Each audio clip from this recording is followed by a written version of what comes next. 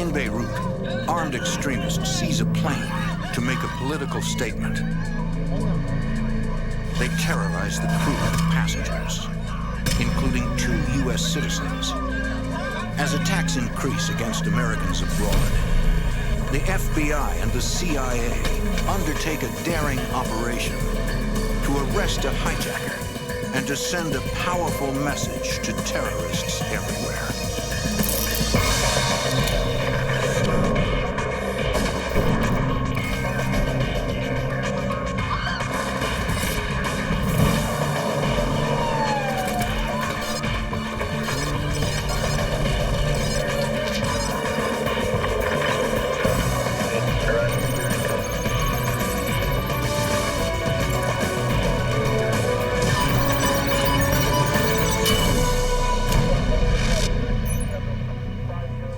In the 1980s, the United States faced a deadly new enemy abroad, an expanding network of terrorists targeting American interests.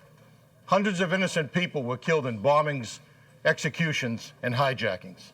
I'm Jim Kallstrom, former head of the FBI's New York office. As the violence escalated, the U.S. government responded with new laws that gave the FBI broader powers to go after these radical extremists. This is the story of one of the FBI's first cases in the war on terrorism, a war that started long before September 11th. Hi there. How are you doing today? Thank you. 14, enjoy your flight. June 11th, 1985. You're in seat 12A. Hi there. 66 passengers, including an American university professor and his son, board Royal Jordanian Air Flight 402 from Beirut, Lebanon to Amman, Jordan.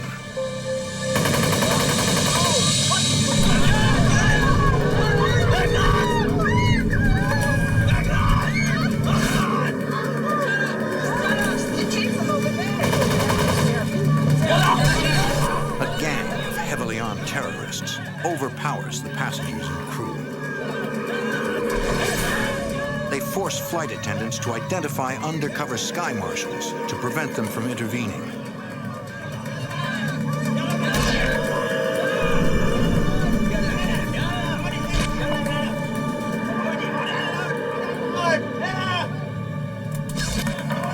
The lead hijacker forces his way into the cockpit and orders the crew to take off. Once in the air, he demands that the captain fly to Tunis. The captain does not speak Arabic. His co-pilot translates. The hijacker wants to force a meeting with the Lebanese ambassador and the chairman of the Arab League, Chadley Khalibi. The goal, to make demands, including the removal of 20,000 Palestinians from Lebanon. As the plane flies toward Tunis, the terrorists beat and torture the sky marshals. They appear to have complete control until the aircraft finally enters Tunisian airspace. Former member of the FBI's International Terrorism Squad, Special Agent Tom Hansen. They were denied landing authority, and in fact, the Tunisian authorities blocked the runways with fuel and water trucks. The main hijacker had conversations over the aircraft radio with the tower. This went back and forth for an extended period of time, and he was simply unable to break the Tunisian will to allow the aircraft to land. Unable to force a meeting with Arab League Chairman Chadley Khalibi, the hijacker reads his statement to the control tower. The aircraft continues to circle the Tunis airport, becoming dangerously low on fuel. The pilot convinces the lead hijacker that to avoid crashing, they must fly to Palermo, Italy to refuel. When we're dangerously low on fuel, we're going to land in Palermo.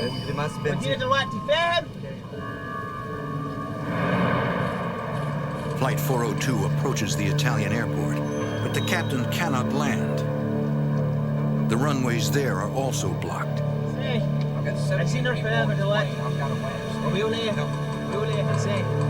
He informs the air traffic control that they must either allow the plane to land or clean up the wreckage. Tell it it's clear. Get the landing gear down. The tower finally complies.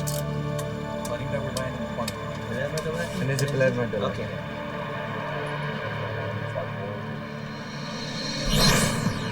Once they are on the ground, the hijackers demand that the plane be refueled. Airport authorities at Palermo refuse. The Italians stall for time with a simple deception. They notified the flight deck that they had notified the Arab League and that they were making all attempts and felt confident that they could get Chadley Kalibi to travel from Tunis to Palermo to meet with the hijackers. The hijacker is suspicious. Why would Chadley Kalibi travel to Palermo when he refused to meet him at Tunis airport? After an hour of waiting, the hijacker tells the tower that he will throw 2 children from the plane if airport authorities do not send out a refueling truck. Okay.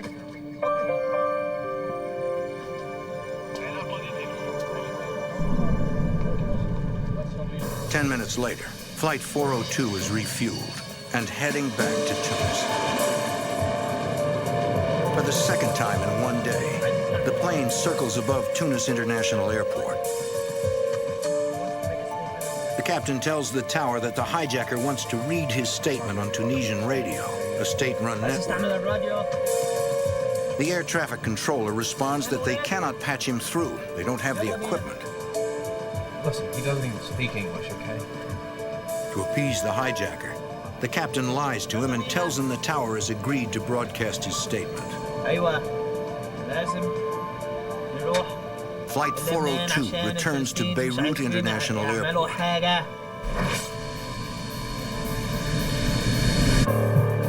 Another terrorist boards the plane. He orders a few children and elderly passengers to leave.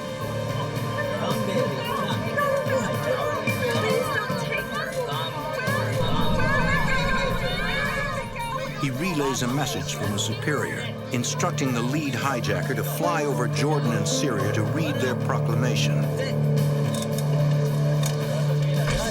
The plane again takes off.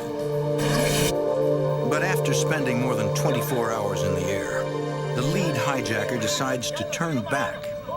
He did not feel that they were getting a bang for their buck, so to speak. So the aircraft never went to Jordan and never went to Syria.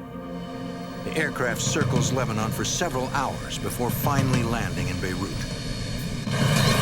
Determined to get their message across, the hijackers rig the nose of the aircraft with plastic explosives. At 9 a.m., the lead hijacker calls the tower. He vows that if 20,000 Palestinian refugees are not expelled from Lebanon by 2 o'clock that afternoon, he will kill the remaining hostages.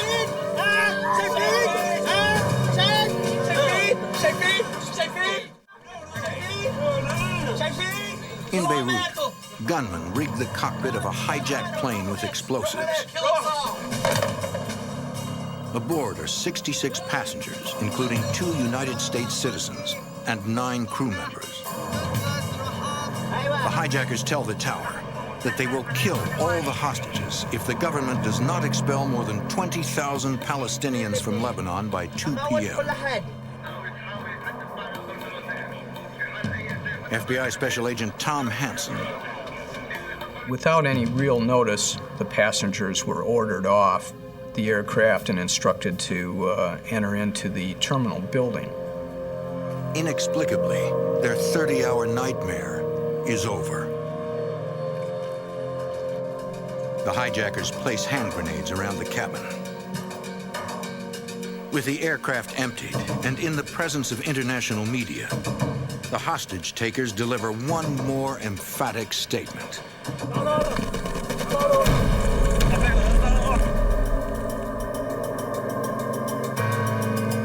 U.S. federal law enforcement agencies are determined to catch the hijackers. For the FBI, it is an historic moment. For the first time, they can legally pursue terrorists who have attacked Americans overseas, a power they had only recently acquired.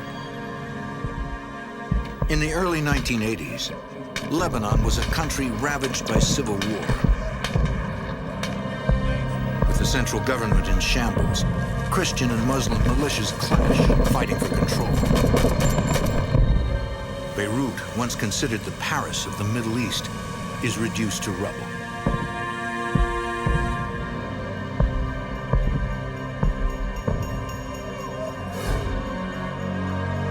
The situation further deteriorates, eventually forcing the U.S. Marines to deploy to Lebanon as part of a multinational peacekeeping force.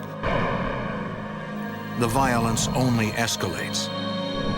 In October of 1983, a suicide bomber detonates a truck full of explosives at the Marine barracks at Beirut International Airport. The blast kills 241 U.S. servicemen. 3 seconds later, a similar bomb destroys the French Army barracks, killing 58. The bombing at the Marine barracks is the single deadliest attack on Americans overseas. Former FBI Assistant Director of the Criminal Investigation Division, Oliver Buck Revell. The horrendous attack upon the Marine barracks in '83, for a short time, really focused the attention of the American public on terrorism, but it always wandered off very quickly because there was not a belief of there being a sustained level of attack against the United States. Many Americans are unaware that several radical Shiite Muslim groups have declared a low-intensity war on the U.S. Their goal, to drive Westerners out of Lebanon. The most notorious of these groups is Hezbollah, whom U.S. intelligence agencies suspect is behind the Marine barracks bombing. The following year, terrorism continues to plague the region. Diplomacy has failed. Peacekeeping forces have proven ineffective. And the FBI only has the legal authority to monitor international terrorism. Special Agent Tom Hansen. We had no real jurisdiction to operate overseas or to prosecute those who committed acts outside the borders of the continental United States. To give U.S. authorities broader international powers, Congress enacts the Comprehensive Crime Control Act of 1984. This new law allows the FBI to apply existing kidnapping and air piracy laws to crimes committed against American citizens overseas. So from that point on, any terrorist group who took an American hostage anywhere in the world, including aircraft hijackings, became the subject of an FBI investigation. The hijacking of the Royal Jordanian flight violated the anti-hostage-taking statute that had been passed in 1984 for the very first time, and it involved the FBI then initiating an investigation, even though the plane had never been in the United States and it was not a U.S. carrier. There were Americans on board, they were held hostage, and therefore the statute was violated.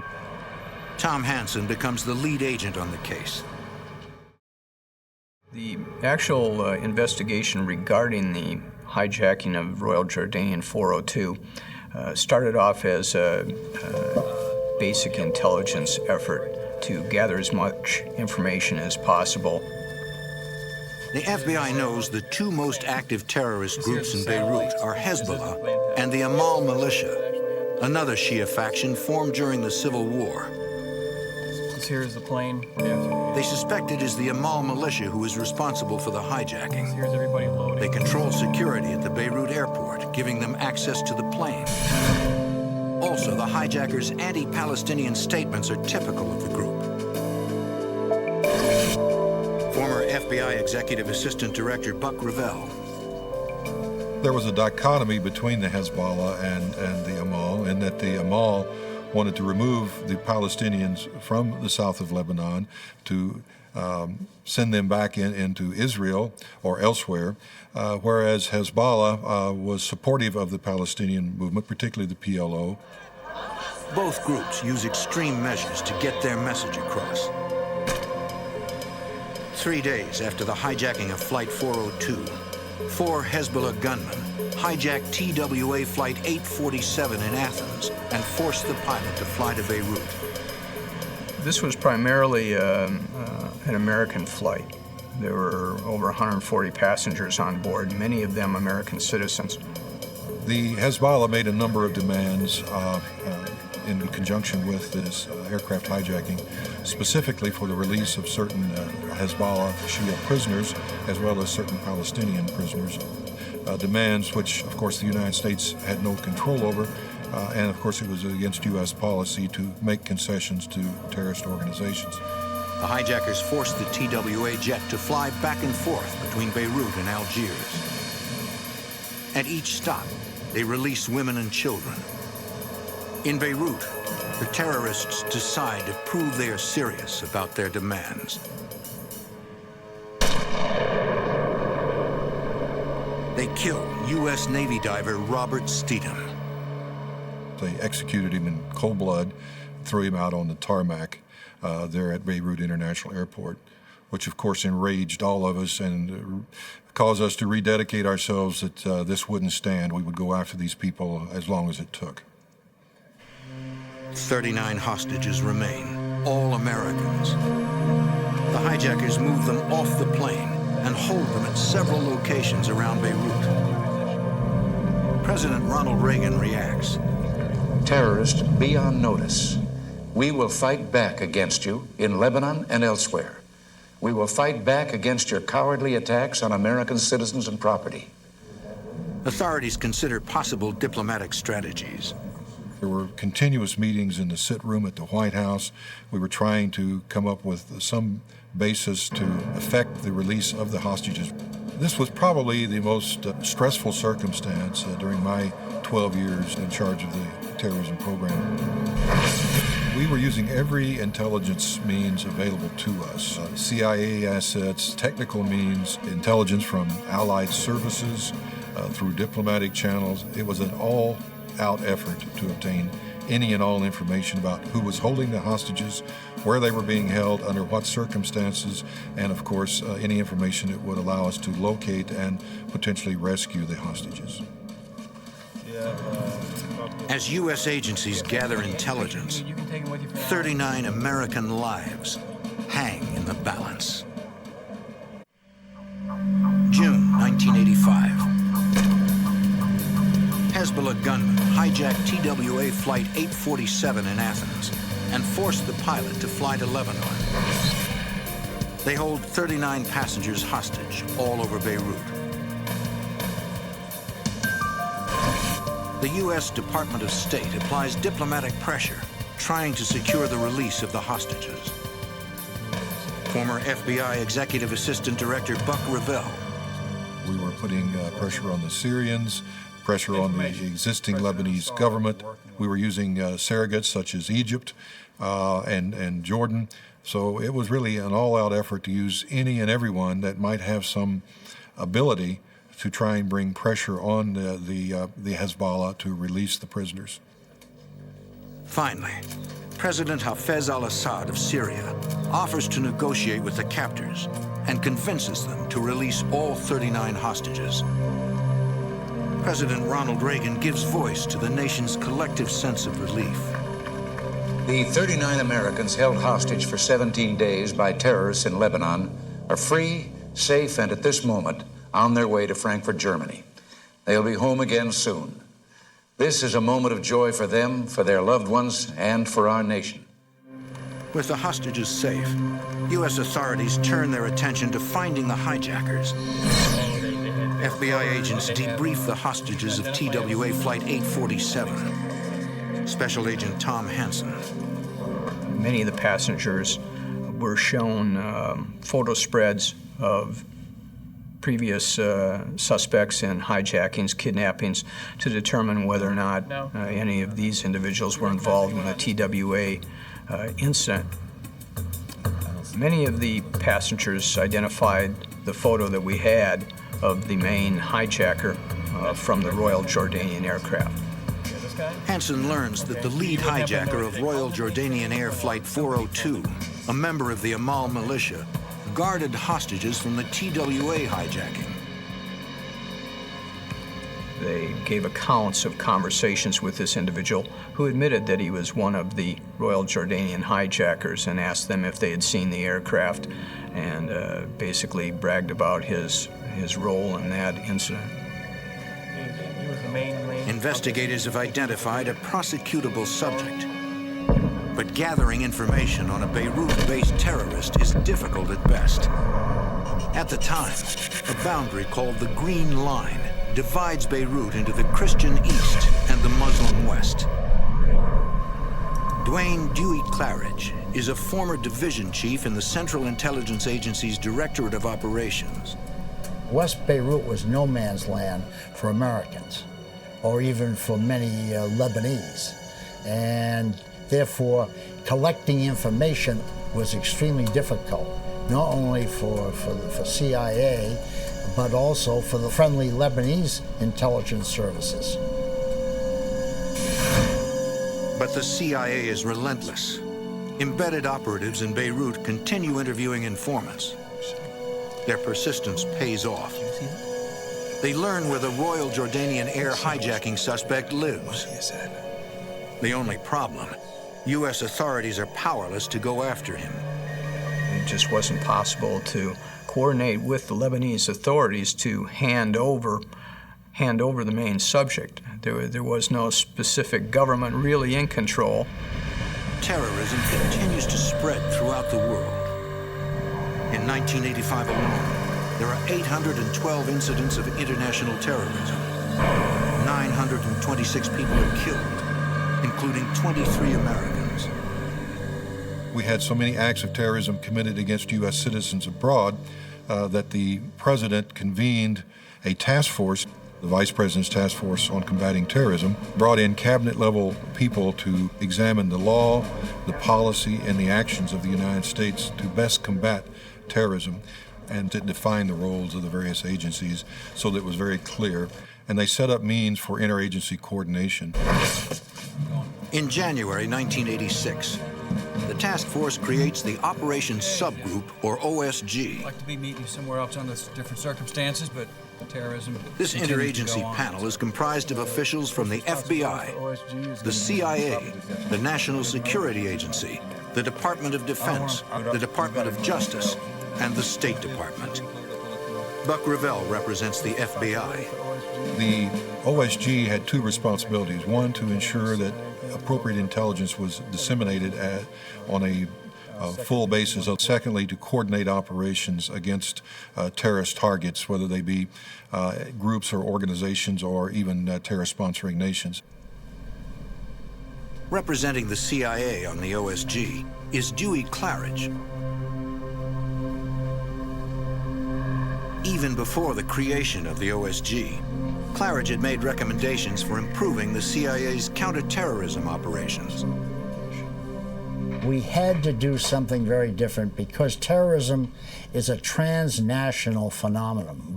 What I mean by that is that an operation may be planned by a group in Syria but carried out in Rome. Now, the U.S. government, like all governments, is organized on geographic lines, no matter what agency you're talking about. And it inhibits really getting after the terrorists. To handle that, you would create a center where the center would operate across national boundaries or across the divisional boundaries of CIA. The solution, at least for CIA, was to create the Counterterrorism Center to deal with a transnational problem, both in terms of geography and bureaucratic turf. The CTC unites operatives from each of the agency's divisions, enabling them to pool intelligence. Dewey Claridge is named chief of the center. It was a revolution. Never before had CIA ever organized across geographic boundaries or bureaucratic geographic boundaries on anything. This afternoon, The U.S. is now in a position to take action against the terrorist threat, and the OSG is at the center of the effort. We were looking for a target which would do several things for us. One, we wanted to demonstrate to the terrorists in the Middle East that we had the will and the capability of going after them anywhere at any time. Second, we wanted to demonstrate the effectiveness of the new law and to have it tested in the courts. So we were looking for proactive opportunities to essentially put on notice that the United States was not going to be dormant. It was going to be proactive in addressing these problems. Members of the OSG sift through intelligence on several wanted terrorists, including the hijackers of Royal Jordanian Air Flight 402 and TWA Flight 847. The problem is, none of the potential targets are accessible. That's kind of a tough place to get into, but I assure you that For now, all the CIA and the FBI can do is gather information on the wanted terrorists and work to get indictments. Special Agent Tom Hansen. As most investigations go, there has to be an element of luck, and ours came in June of 1987. The OSG learns that the Drug Enforcement Agency already has a Lebanese informant working out of Cyprus. Because of his associations, they believe he could help them locate wanted terrorists. In debriefing him, a CA operative learns the informant knows the lead hijacker of Royal Jordanian Air Flight 402. U.S. authorities may finally have the means to capture him. In the 1980s, with the growing threat of violence against Americans abroad, the U.S. government makes international terrorism a top priority. In 1986, the Operations Subgroup, or OSG, learns that a DEA informant knows the lead hijacker of Royal Jordanian Air Flight 402. FBI Special Agent Tom Hansen. Not only did he know the main hijacker, but they had shared a friendship and an association over a period of approximately 4 years. In fact, indicated that he felt that he could get this person to travel outside of Lebanon and visit him in another country. And this gave us one thing that we hadn't had in the past, and that was accessibility. Former chief of the CIA's Counterterrorist Center and OSG member Dewey Claridge. By getting our hands on him and bringing him back to the States and put him on trial, we would be signaling to the terrorists for the first time that we had changed our method of operation and we were on the offensive. The informant is cooperating, but he has a few concerns. Former FBI Executive Assistant Buck Revell. He wanted a significant reward and relocation of himself and his family to the United States under the Witness Protection Program. We felt in the interagency negotiations that this was a reasonable request. He certainly would be at risk if he and his family stayed in Lebanon, so we obtained authority to do that. In Cyprus, the informant tells a CIA operative that the hijacker has left the Amal militia. The hijacker, in fact, got into the drug business. He pursued this in Europe and other parts of the Mediterranean, so was somewhat actively involved in transportation and sale of narcotics. He told us that the lead hijacker was interested in doing drug deals, that he had been involved in the past in certain drug operations, and he thought that he could be enticed to leave Lebanon, which was an important issue, and go to Cyprus or elsewhere where he would be vulnerable for arrest on our charges. The OSG now believes the Royal Jordanian air hijacker is within reach. With the informant's cooperation, the CIA plants listening devices in his home to record his conversations with the hijacker. The determination was for him to go back and say, I know of a major international drug dealer who is looking to do an operation. You could bring the drugs in through Iran into Lebanon and then set up an operation to supply this drug dealer, and it would be very lucrative. The plan calls for the informant to set up a meeting outside Lebanon between the hijacker and an imaginary drug dealer named Joseph. The OSG decides the meeting will take place on a yacht in international waters. We did not want any operation that we undertook to involve violations of the sovereignty of another nation. The OSG considers whether the U.S. military or the FBI should make the arrest. Good news for you. She just handed me a memo. Former commander of the FBI's hostage rescue team, Special Agent David Woody Johnson. The basic plan was that any counterterrorism operation occurred outside the United States or its territories would be handled by the military. Anything that occurred inside the United States or its territories, HRT would handle. And so now we got a situation where we may want to go over and grab a guy overseas. Do you use the military teams or do you use HRT? And that had to have been debated at the Attorney General, Department of Defense level. And they finally described it as an arrest. So we're going to use the hostage rescue team in spite of the fact that we're going to do it overseas. They choose the HRT because the FBI has arrest powers and the military does not. Members of the HRT are law enforcement officers trained to do hostage rescue and testify in a U.S. court of law. The idea was to try to take him alive and bring him back here and prosecute him. So I think the idea was to make a bigger political statement. We wanted to make sure that the terrorist groups and organizations, particularly terrorist sponsoring nations, knew that the United States had both legal authority and the will to carry out whatever operations were necessary. And we knew that it had to be done with interagency cooperation. This operation took a very long time to plan. We didn't want to violate the sovereignty of another nation.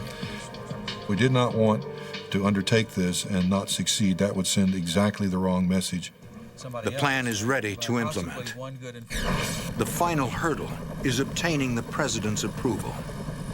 As I was going to Washington National Airport to catch a commercial flight under just a regular passport to Athens, I received a telephone call in the Bureau vehicle from Ed Meese, the Attorney General. And he advised me, he said, "Buck, I just briefed President Reagan. It's a go. Good luck, and I'll talk to you on the other end." Okay, I'll keep you posted. Before launching the mission, the FBI solidifies their case. We had to recontact the witnesses that we had previously interviewed and determine whether or not we could get a commitment from them that they would come to the United States and testify. Several passengers and crew of Flight 402 agree to take the stand if necessary. The government now has a prosecutable case. The plan, dubbed Operation Goldenrod, is set into motion.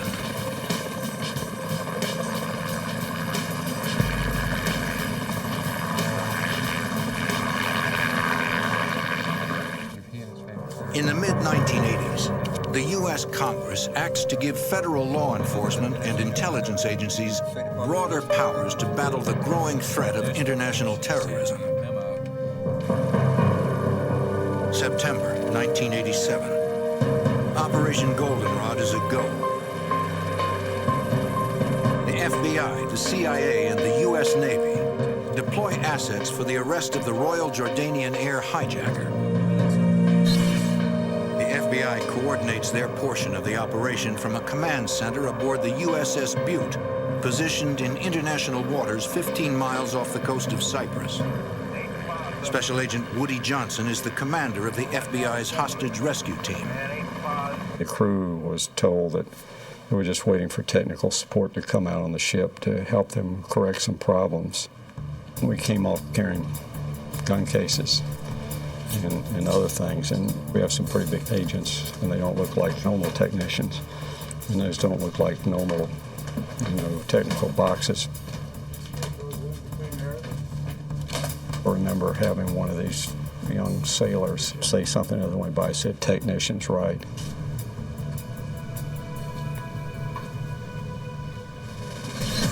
In Greece, HRT member Special Agent Don Glasser rents the yacht where the arrest will take place. What was chosen because it would blend in. It wouldn't attract any attention. We made some changes to it. We actually put a satellite navigation system in and making some adjustments to that and actually put a Loran on it. And it's a electronic navigation equipment. In the port town of Levasseur, Cyprus, Huey Claridge and the CIA team set up a command post in a hotel room. We had a communications officer with us and a lot of aluminum trunks of equipment, which were passed off as photographic gear. And we had satellite communications back to Washington, to EUCOM at Stuttgart, that's the U.S.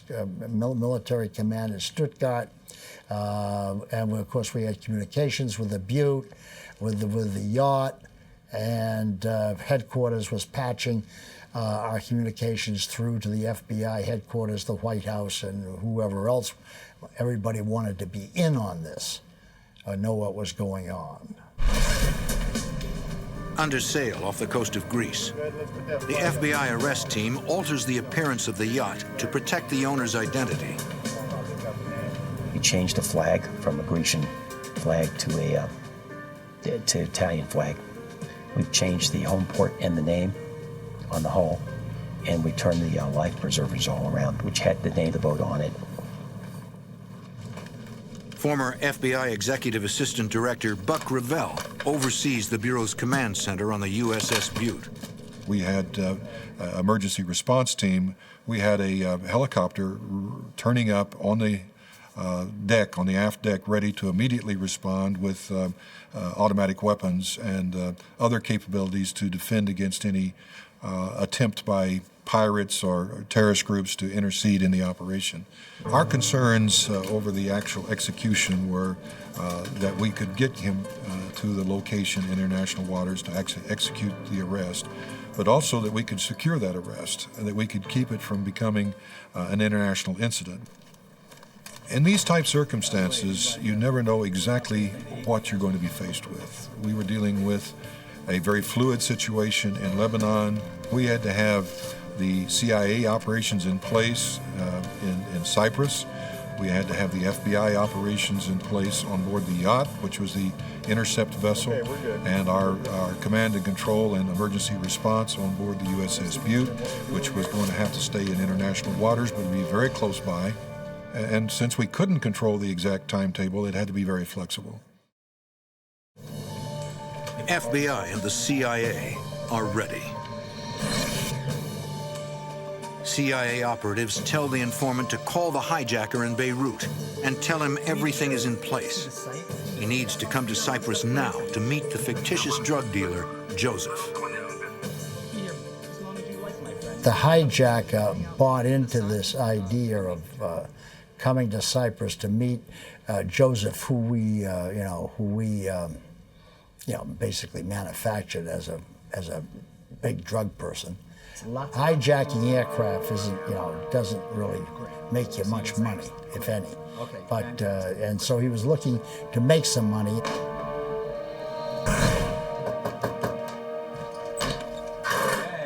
The hijacker arrives at the informant's home, where he will stay until the operation begins. We made sure that not only did he throw money around quite lavishly when he brought the hijacker over to Cyprus, but he had showed him a suitcase full of money that certainly impressed the hijacker. He got the hijacker to state on tape that he indeed was the chief hijacker of the Jordanian aircraft. This is something Justice Department wanted very much. The good news was that the target, the hijacker, was on Cyprus on schedule. But the bad news was that we had learned that the Cypriot police were looking for him because somehow he had gotten on a watch list of undesirables. Our neighbor was running around Cyprus with a warrant on him. Operatives cannot afford to have local police arrest the hijacker in the middle of the operation.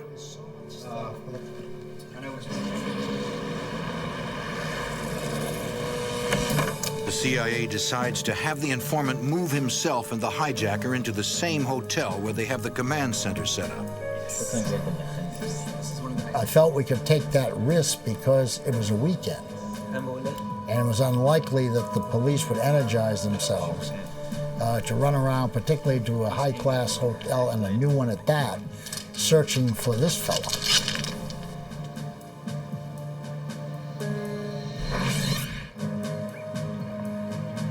On Sunday morning, the informant tells the hijacker it's time to meet Joseph. He explains that since the drug dealer can't come to Cyprus, they need to meet him aboard his yacht. The informant's brother will take them to him in his boat. We had to have, quote, American eyes, U.S. eyes on the target, on the hijacker, when he boarded the boat to be able to tell Washington with absolute certainty that it was the target who was boarding the boat. And so one of our officers was located on the pier. Special Agent Tom Hansen. The boat departed with the cooperating witness and the main subject on time and headed out towards the yacht.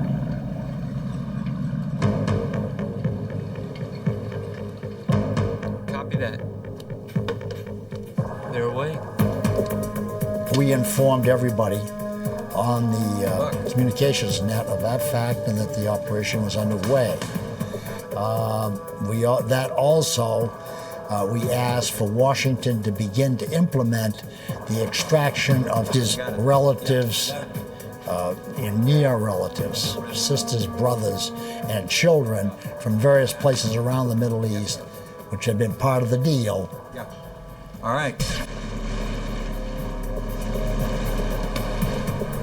We had a picket boat system in place to act as guideposts for the cooperating witness to navigate from.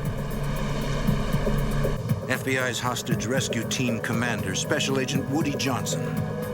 My job is to worry about the people that are working for me, and it's a concern if this is a double cross. Have they set us up? Is he, going along with this thing, but they're sitting in a boat somewhere waiting on us, and then they're going to come charging in on us on the yacht, and we're going to end up in a fight on the water. For now, all the FBI can do is wait. Undercover FBI agents await the arrival of the Royal Jordanian air hijacker in international waters 12 miles off the coast of Cyprus. FBI's hostage rescue team commander, Special Agent Woody Johnson. We pre-positioned the HRT guys on the deck, openly there with the appearance that we're bodyguards for the drug dealer. Get that fender ready to go over. Also on deck are two female FBI agents to act as diversions and help put the hijacker at ease. The rest of us were secreted down below deck with a sniper in the pilot house in the event somebody shows up that we didn't expect. Or if these guys suddenly jump up and have got weapons and start shooting, we can defend ourselves. Special Agent Don Glasser. Everything looked normal on our boat. The female agents were waving to him and beckoning him to come aboard the boat. I keep thinking this seems to be too easy. Is this guy, have they set us up?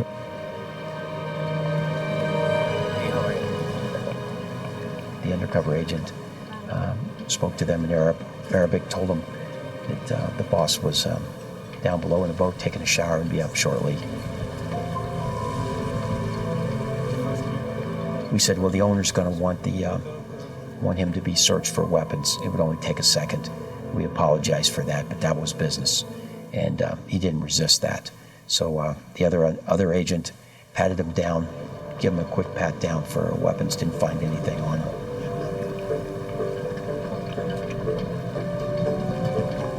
Clean. Go downstairs. The other agent escorted them back to the cockpit area where he nodded to me, which was the signal that we'd execute the arrest. The HRT operators came up from the cabin. He was very surprised. I'm not sure who he thought we were. He was absolutely terrified. Did not resist us. We put leg irons on him and we called the ship. Agents send word of the successful arrest. All right. We're out of here. At that point, we knew that we'd done what we were supposed to do, deliver the target to the Bureau, and so we closed down the command post very rapidly, checked out of the hotel. As soon as the arrest was made, we launched a boat from the Butte. Butte is 900-foot ship, so we're talking big. Comes up over the horizon, and we came up alongside of it. And the captain was playing patriotic music over the loudspeaker. You could hear it. And he was flying a huge American flag off the back of it. At that point, he's telling the crew what's going on. He said, we finally were striking back, and you had the opportunity to be a part of it. I'll tell you one of the things, it was really a thrill, and actually kind of choked me up is when we came up on the deck. There were probably 200-300 of the crew were up on the deck, and they were cheering and clapping. And it just really was kind of an emotional experience. The Butte immediately headed west in the Mediterranean to link up with the aircraft carrier USS Saratoga. Agents interview the hijacker aboard the Butte. The debriefing of the terrorist was very helpful to the U.S. Intelligence community and getting an overall appreciation and understanding of the dynamics of circumstances in South Lebanon, the relationship between the Amal and the Hezbollah and the Lebanese government, and also the involvement of both Syria and Iran in that area. We transported him to the Saratoga aboard military helicopter. From there, FBI agents transfer the hijacker to an S-3 Viking for the long trip to the United States. During its trip back to Washington, D.C., it had to perform 2 in-air refuelings. Once the flight was completed, it represented the longest continuous flight from the deck of a U.S. carrier that the military had ever performed. After a 13-hour flight, the S-3 lands at Andrews Air Force Base in Maryland. The Flight 402 hijacker is immediately taken to Washington, D.C. for arraignment. In 1989, the hijacker is tried, convicted, and sentenced to 30 years in prison for conspiracy, air piracy, and hostage-taking. The arrest and prosecution was the first instance of U.S. law bringing an individual into custody overseas, bringing him to the United States, and prosecuting him in federal court for a crime in which neither he nor the victim nor the act or circumstance ever touched U.S. territory. It was our hope that by carrying out such an audacious act, that we would send a very strong signal to the terrorists that the game had changed, that we would no longer be essentially passive, but we'd be proactive in pursuing them across the entire world if necessary. Operation Goldenrod was the first success of its kind in the U.S. government's new war on terrorism. A series of explosions rip through New York City. Sifting through the wreckage in search of one shred of evidence, the FBI and police are desperate for something to lead them to these ruthless terrorists. But the killers are careful to cover their tracks. As the bombings escalate, the FBI is in a deadly race to stop this murderous group with a dangerous cause.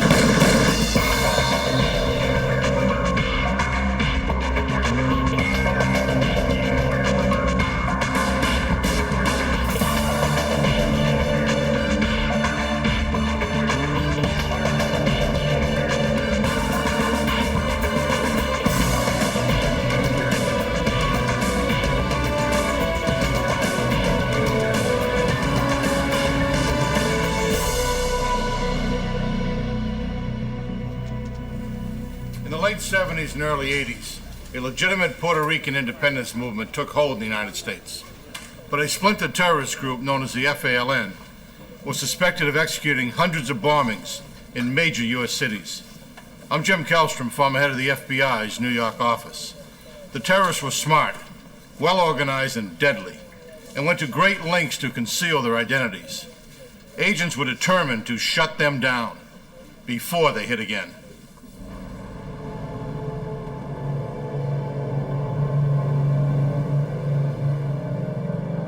New York City, October 26, 1974. Just after midnight. 5 explosions rock Manhattan. New York City police officers race to the scenes. The biggest explosion occurs in the financial district. NYPD detective Elmer Toro leads the investigation. One look at the devastation and Toro knows he will be lucky to find any useful evidence. It appears the bombers used dynamite. The problem with bombings is that most of the evidence disappears at the scene. It disappears because how do you trace dynamite? We had no way of tracing dynamite. You can hope for a fingerprint here and there. You can hope for a witness. Police question everyone in the area, but no one had seen the bomber.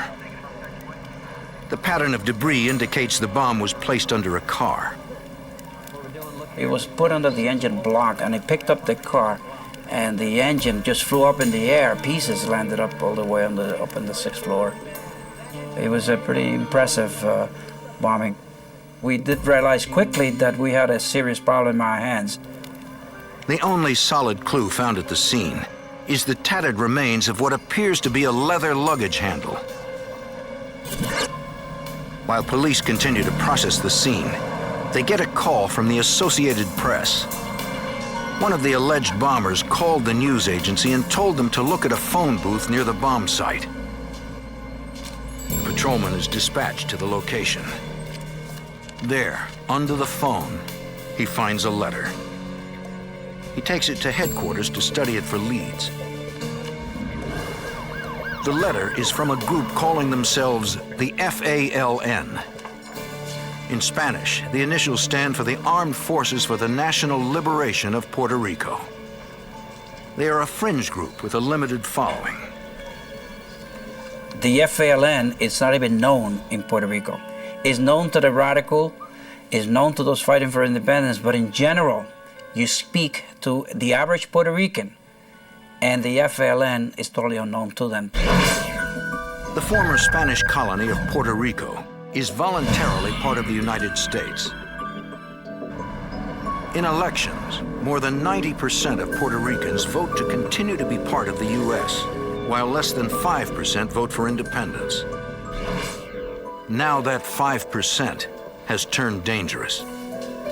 In the letter, the FALN demands that the U.S. abandon Puerto Rico, or more bombs will explode. These are not people that believe in the electoral system. Their objective is to be violent and, through fear, cause the people to support them. What began as a bombing investigation is now a terrorist attack. And fighting terrorism is the job of the FBI. The NYPD goes to the Bureau. Detective Toro briefs FBI Special Agent Don Wofford on the evidence found at the bombing locations. The evidence showed that the device was a dynamite-like high explosive, definitely set off by some kind of detonator, because that's the only thing that sets off the sticks of dynamite. There were plenty of pieces to show a watch had been used, as the timing device, and plenty of pieces of a battery showing that the battery had been used to complete the circuit. Pieces of debris showing that this device was in some kind of bag. Several pieces of a handle were found. It's not much to go on, but it's all the investigators have. They try to find out who made the handle. Perhaps they can use the information to learn who bought it. They then turn their attention to the communique. It demands the U.S. abandon Puerto Rico and release 5 Puerto Rican terrorists from federal prison. The terrorists have been in prison since the 1950s. Decades earlier, on November 1st, 1950, 2 Puerto Rican gunmen try to assassinate President Harry Truman and fail. 2 Washington, D.C. policemen are badly injured in the gun battle. 1 policeman, as well as one of the terrorists, dies. The surviving gunman is sentenced to life in prison. 3 years later, 4 more pro-independence Puerto Ricans are sent to prison after opening fire in the House of Representatives. Now Detective Toro and Agent Wolford theorize friends or family of the 5 may be behind this new terror group. I was hopeful that working on the background and the current status, maybe, of those 5 political prisoners would be some kind of lead. So we went behind each of those people. We checked their mailing list. We checked their people who visited them. At the same time, the NYPD and FBI monitor any Puerto Rican activists who have a history of promoting violence.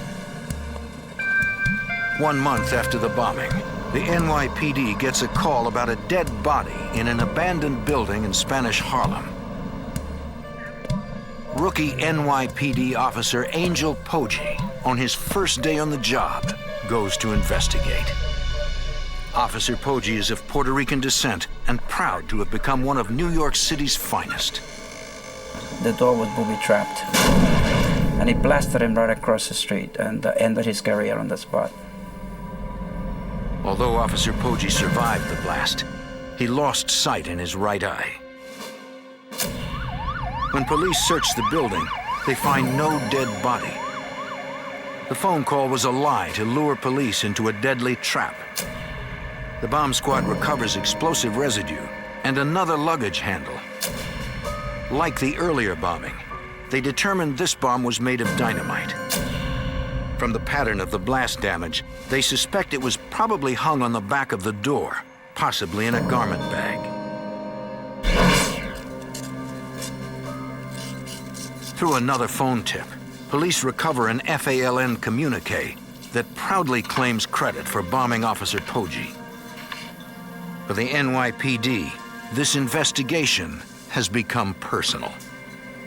They're fighting for Puerto Rican independence, and the first cop they mutilate is a Puerto Rican kid. A Puerto Rican kid, because that's all he was. When they get to your house, you sort of react a little bit different. We knew we had a war in our hands.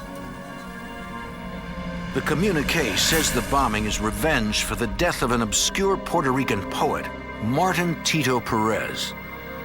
If you had put Martin Tito Perez's name out in Spanish Harlem, probably a lot of people might have known who he was. But in the rest of Manhattan and in the rest of the United States, of course, nobody would have known who Martin Tito Perez was, except the bomber knew.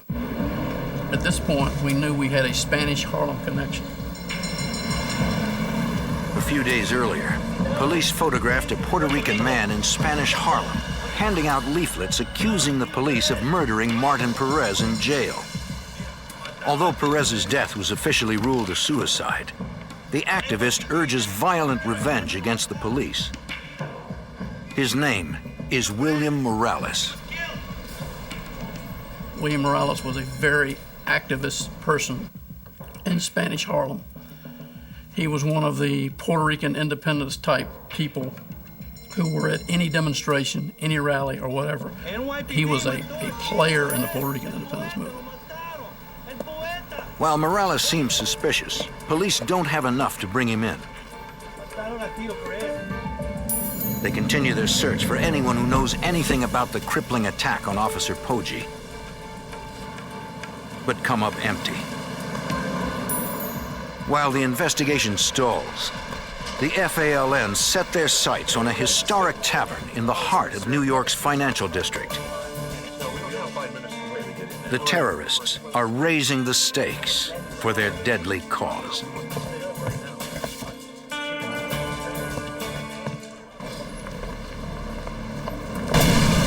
A terrorist group called the FALN detonates a series of bombs all over New York City.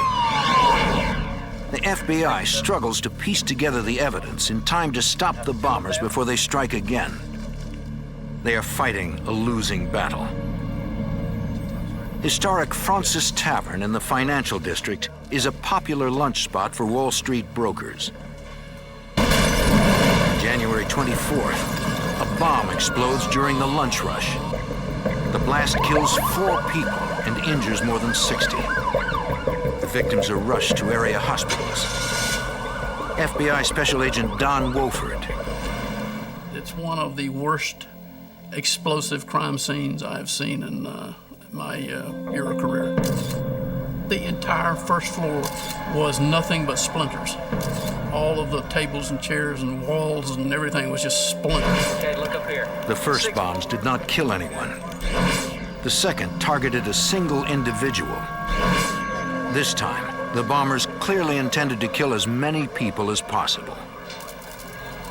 This was a midday bomb, not 3 o'clock in the morning, not a bomb hung in an abandoned tenement, but a bomb put in an active restaurant full of people. It is a scene that FBI Special Agent Rick Hahn will never forget. The streets were wet, having been hosed down to hose off the blood and damage to the individuals that had been injured or died at the scene. Seeing that scene impacted me in such a way that I really wanted to make sure that we solved those cases. At the site of the blast, investigators again find a luggage handle similar to the one found at the earlier bombings. Independently, witnesses tell them that a few minutes before the bomb exploded, a suspicious man left a garment bag. He's not dressed to be in Fraunces Tavern restaurant with Wall Street brokers at noon. He must have taken a wrong turn, and why is he leaving that bag? Didn't reach down and turn on any switches, according to all the witnesses. He just dropped it. So that bomb was ticking. That thing was going. And based on the damage it did, it probably had 20 to 30 sticks of dynamite in it. So there's a man walking around Manhattan with a bomb with 20 or 30 sticks of dynamite in it. That takes some dedication. And his hair was parted. Witnesses work with a police artist to develop sketches of the suspect. This group was clearly becoming more dangerous, and the FBI intensifies their efforts. Look, I got this sketch on. The FBI distributes the sketch all over New York. But investigators can't find anyone who matches the description.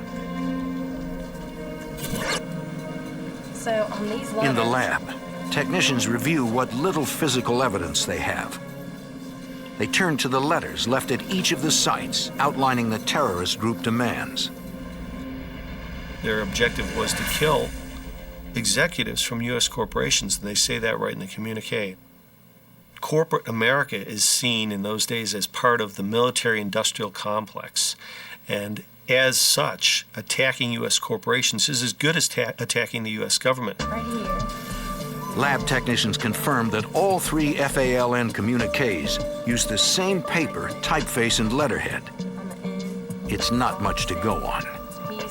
We found out, to our chagrin, that the complete communique, the paper, the ink, the font, the type, the stencil, the logo, and everything could be bought at 1 million different places in Manhattan. I think you already know. The luggage handles do provide lab technicians with a promising lead.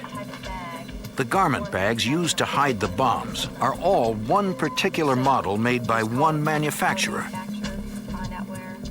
It could be the break the investigators need. The FBI contacts the manufacturer for a list of every store in the New York area that carries the bags. Over the next few weeks, investigators visit each store and show the sketch. but no one seems to recognize the suspect. The bombings continue. 3 months after the Fraunces Tavern bombing, an FALN communique takes credit for 4 bombs that explode after midnight in Midtown Manhattan. Then, 800 miles away in Chicago, the unimaginable happens. Bombs explode at 2 banks. An FALN communique takes credit. The terrorists are now a nationwide threat. In the New York FBI office, investigators compare the Chicago communique with earlier FALN communiques. We know immediately when we get the communique, from the masthead being the same, from the logo being the same, that this is in fact our FALN. This gives investigators new angles to pursue. There's a whole new theory that arises from that, and that is that we can't find them in New York because they're really a Chicago-based group. The FBI contacts Special Agent William Dyson in the Chicago field office. This is the first time Chicago is being involved in this group called the FALN. New York has a very large Puerto Rican population, and it appeared as though these attacks were going to be strictly in New York. Now Chicago comes new on the scene. So we were really not sure what to do. We're turning to New York saying, do you have any leads? Can you give us a hint? Where do we go? Somehow, the FALN must communicate or travel between New York and Chicago. The FBI and police begin rechecking their list of potential suspects. We can look at our New York people and see what kind of Chicago connections they have. Do they travel to Chicago at all? Do they, in turn, have visitors from Chicago? Is the travel the reverse? Do we see Chicago people in New York, and then do we have a bombing? Investigators determined that several of the Puerto Rican activists they had been watching in New York have links to Chicago. We had all of our people that we thought were interested under 24-hour surveillance. And by that, I mean we were sticking with them wherever they went. I would spend weeks and weeks on the street. We just couldn't get to the next level. Their surveillance is not working, and the terror continues. 9 months after the Fraunces Tavern bombing, bombs again explode in New York. This time, the bombs also tear through the financial centers of Chicago and Washington, D.C. Once again, the FALN takes credit. After the attack, law enforcement in Chicago and corporate security guards respond by searching around their buildings. Outside the corporate headquarters of an oil company, guards discover a suspicious bouquet of flowers linked to FALN. And they find 14 roses, high quality roses, like you would give for Mother's Day or something of that nature. Within these roses is this bomb. The Chicago police bomb tech defuses the bomb. Now, for the first time, investigators will have the opportunity to examine an unexploded FALN bomb, which could provide critical leads. A crime lab technician reads the unique identification numbers on the sticks of dynamite. It is traced to a dam project in New Mexico, but the trail stops there. No dynamite was reported stolen. When that lead proves to be a dead end, investigators try to trace the bouquet of roses. We've got to go to the florist. Well, it turns out there's something like 800 florists in the Chicago area. We went to every one of them. When I say we, I mean law enforcement. It wasn't just the FBI. We all got together, and we all divided up all the florist shops, and we went to every one of them. Could not find where those roses came from. Back in New York, the FBI realizes the components of this bomb match the other bombs. Investigators compile lists of all the stores in the New York City area that sell each of the items. They find one store that sells everything. We identify a store up in the Bronx that sells the particular types of watches that have been used, it sells the propane tanks. More importantly, it sells the types of bags that have been used to contain the bombs. The FBI theorizes that maybe the bombers got sloppy and bought everything at the same store. At the store, investigators show the owner the composite sketch. Couldn't say by name who the person was, but that a person similar in appearance to that person had been at this store, definitely buying a whole series of the bags and a whole series of the batteries. Investigators believe this could be a major break. They show the store owner photos of possible suspects. She can't positively ID any of them, but she does agree to help. We did solicit the cooperation of the owner of the store. She allowed us to go in and mark discreetly the bags, the watches, those sorts of things, to see whether or not they would be used in a device. These marks might survive the blast and could confirm the items were purchased from her store. Investigators also establish round-the-clock surveillance. And when a person bought a bag, we would put a surveillance on that individual and try to identify who this individual was and try to match the composite to the purchaser of the bag. Now the agents will have to wait and see if the terrorists walk into their trap. In New York, a terrorist group called the FALN plants a series of bombs, killing 4 people and injuring more than 60. Now they've expanded their terror spree to other American cities, including Washington, D.C. and Chicago. The FBI has been struggling to get a lead on the group. They learn that items similar to those used to make the bombs are all sold in a store in the Bronx. Agents set up surveillance. But after months of watching the store, they find nothing. Perhaps the terrorists have already stockpiled supplies.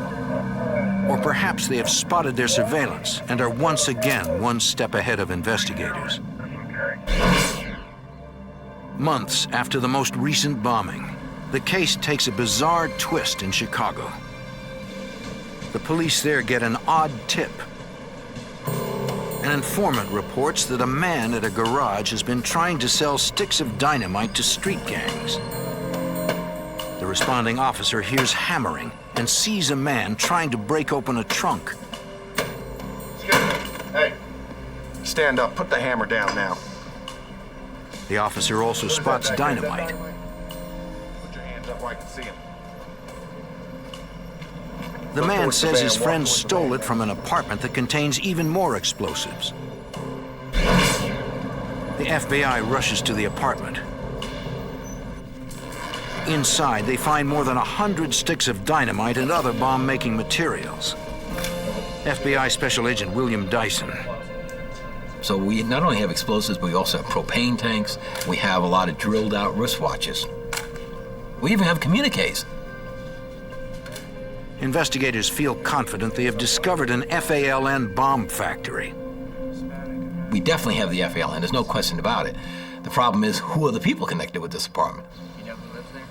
While the bomb squad renders the building safe, investigators question tenants who say no one lives in the apartment. They say they have seen 2 people going in and out, the building's owner, Carlos Torres, and his wife. One of the things that struck us right away was this lack of sophistication here. The idea of having a bomb factory in your own building. The idea of you being the landlord of the building, the person who would have the access to all the vacant apartments, who would have the keys, just is plain stupid. So now we got 2 suspects, obviously, because not only do they own the building, but residents say they have access. They've seen them up in this apartment. Investigators search for Carlos Torres, the building's owner, and his wife, Haiti. But they have vanished, which reinforces investigators' belief that they have finally identified members of the FALN. The FBI systematically hunts for the bomb factory fugitives. They begin with a thorough background investigation. We pretty much followed the normal fugitive procedures, and that basically is to try to make a biography on each one of these individuals. Who are they? Where did they come from?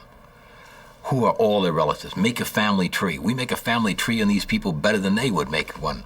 We try to find out every person that's related to them in one way, shape, or form. Agents interview and watch all of their known relatives and friends. But the fugitives have disappeared without a trace. At the same time, the FBI focuses on an odd document found in the bomb factory. It seems all the Chicago FALN suspects belong to the same Latino church committee. The Chicago FBI notifies New York. Take it a really close FBI Special Agent Rick Hahn. There was a suspicion that the FALN had co-opted this organization, this charitable organization, for its own purposes, to use it for travel, to use it for funding.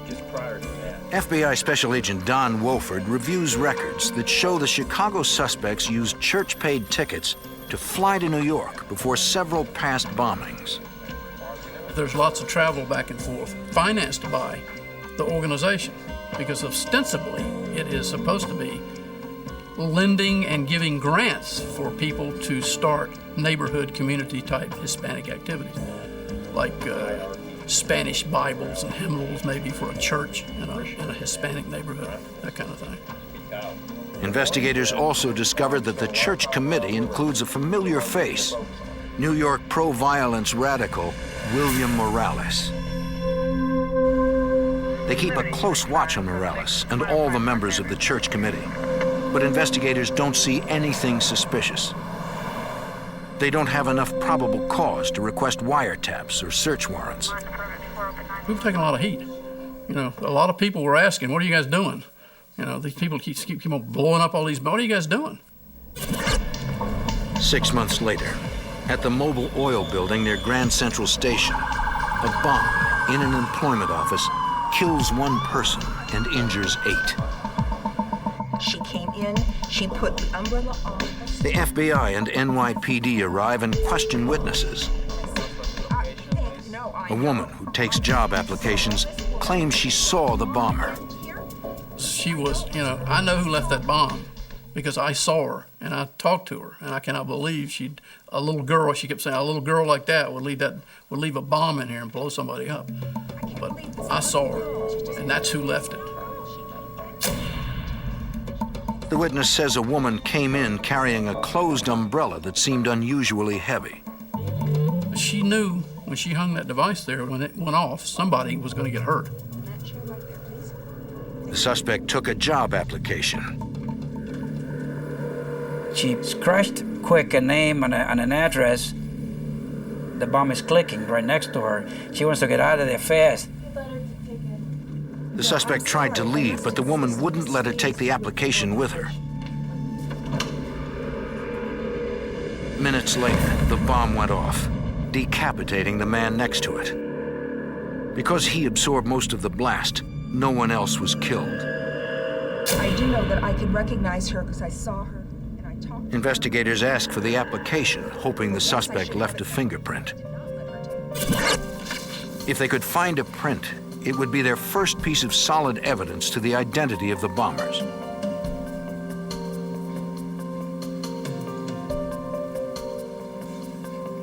The lab uncovers nothing on the front of the application.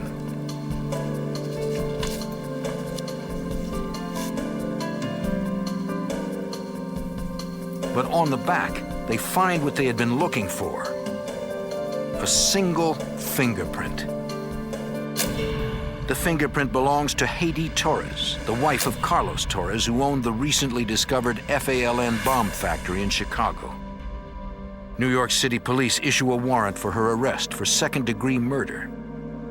After a grand jury indictment, her husband Carlos is added to the FBI's top 10 fugitive list. Now that agents have identified their suspects, they must hope for a break that will uncover where the fugitives are hiding before they strike again.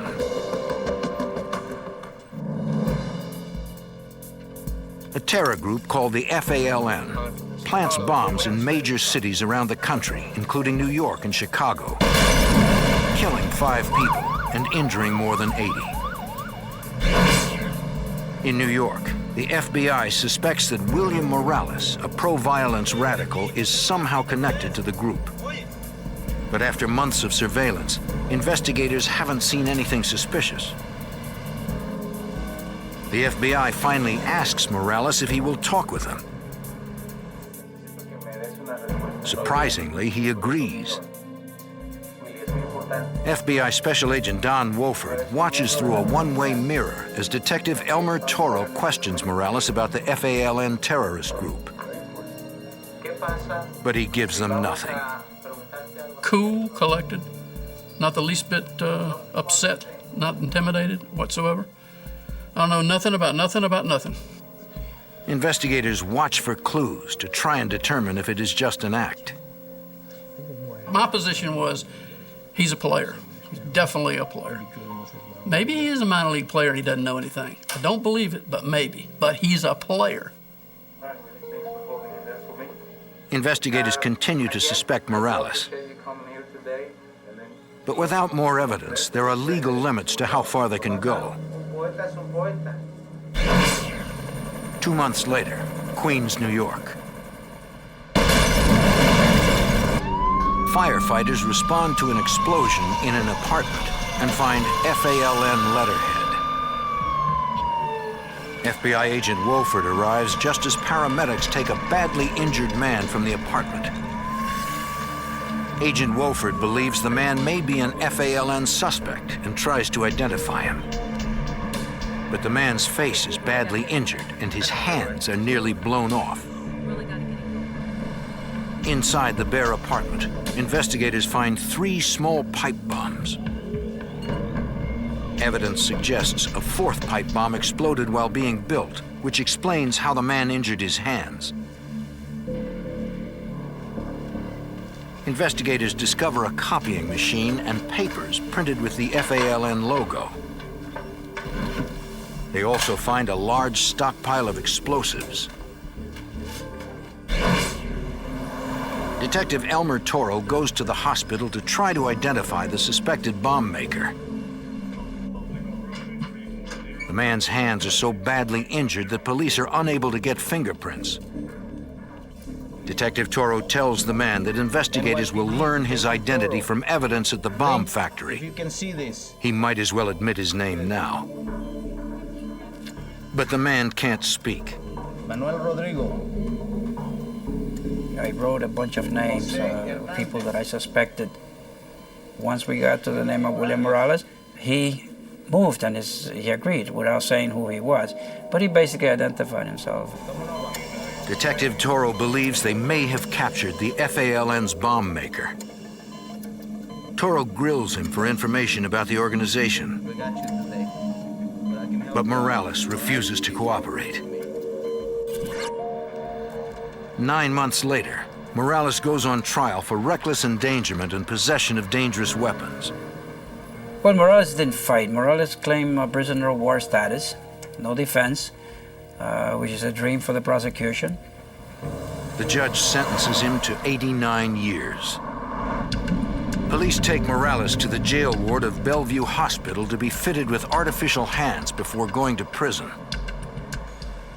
Incredibly, despite police guards in the hallway, he manages to escape. Investigators rush to Morales' hospital room. My initial reaction was, this is just a bad joke. You know, this is just a bad, yeah, right, sure he's escaped. How could he escape? First off, he's physically unable to escape. And secondly, he's up on the 3rd floor. There's nothing down there. It's just, we don't have him. They find the window bars and mesh cut open. The mesh had been spread apart not more than 6 to 8 inches, just about like this. I mean, that's straight down. So he had to squeeze through that hole and get out of the mesh. And then how did he get down 3 floors? And of course, coming to mind immediately was he had help. Investigators begin to piece together what happened. Someone must have smuggled in a pair of bolt cutters. William Morales cut himself out from the 3rd floor with his elbows, because he had no hands. Investigators believe Morales jumped 3 floors to the ground. where waiting accomplices drove him away. The FBI and NYPD launch an all-out manhunt for Morales and alert the public and police across the country to be on the lookout.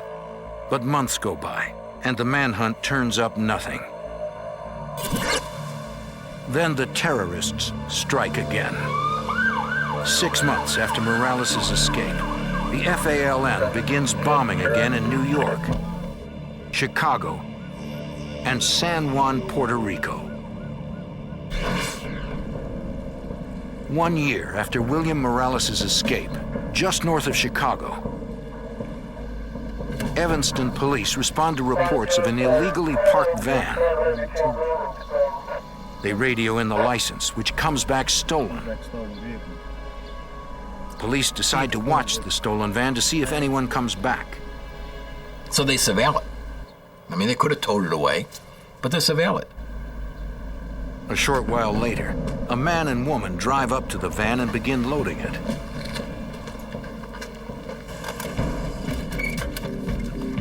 Police, put your hands up!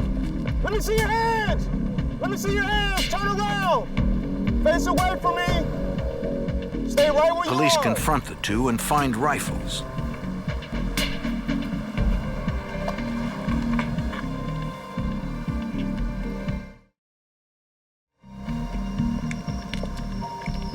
The suspects have no ID and refuse to speak, leaving police at a loss. Where'd the weapons come from? They can't even figure out what nationality they are. So they bring him in. So they got those two people. A few hours later, in the same Chicago suburb, a citizen calls Evanston police to complain about a truck parked in a wealthy neighborhood. The woman says people have been coming up to the truck and climbing in the back all morning. A police officer comes out and tries to talk to the driver. What are y'all doing here in the neighborhood? Why are you here? Well, I'm visiting. Who are you visiting? I'm visiting that person over there. Well, who is that person? Well, I don't know his name and all. And just vague type of descriptions. It all seems very suspicious. The officer glances into the truck and spots the butt of a handgun. Now he knows he's dealing with armed suspects, and there may be more of them hiding in the back of the truck.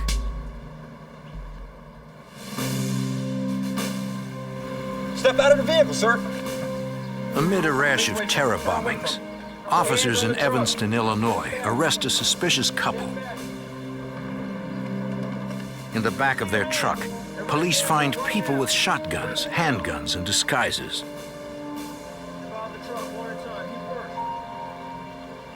Officers arrest them as well.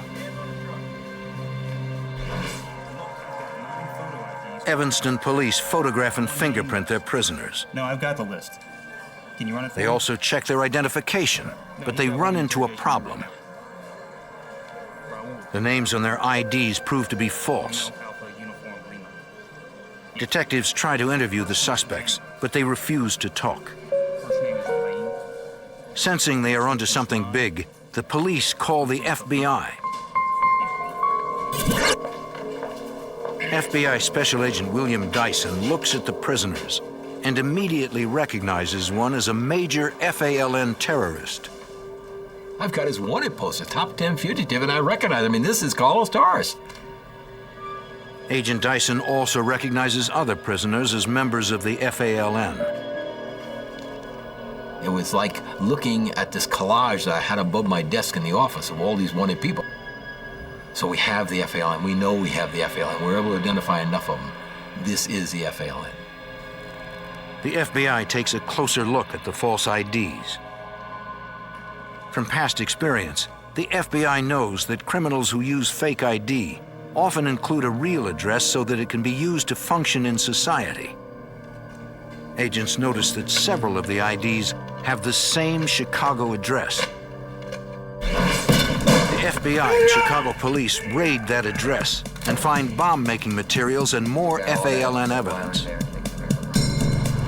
With information from the captured terrorists, agents raid addresses in Milwaukee, New York, and New Jersey. They take down more FALN safe houses.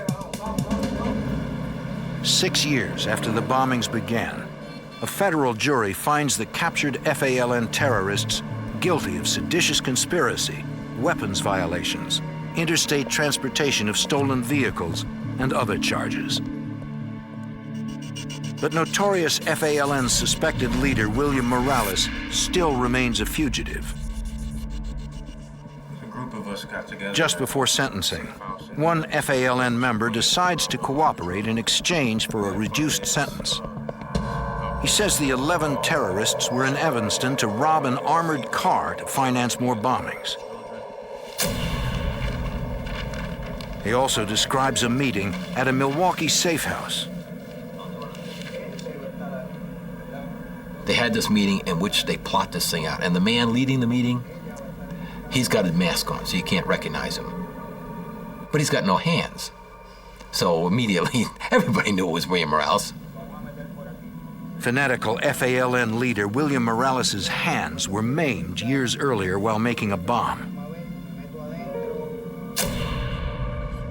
Investigators press for more information, but the cooperating FALN member doesn't know how to find Morales.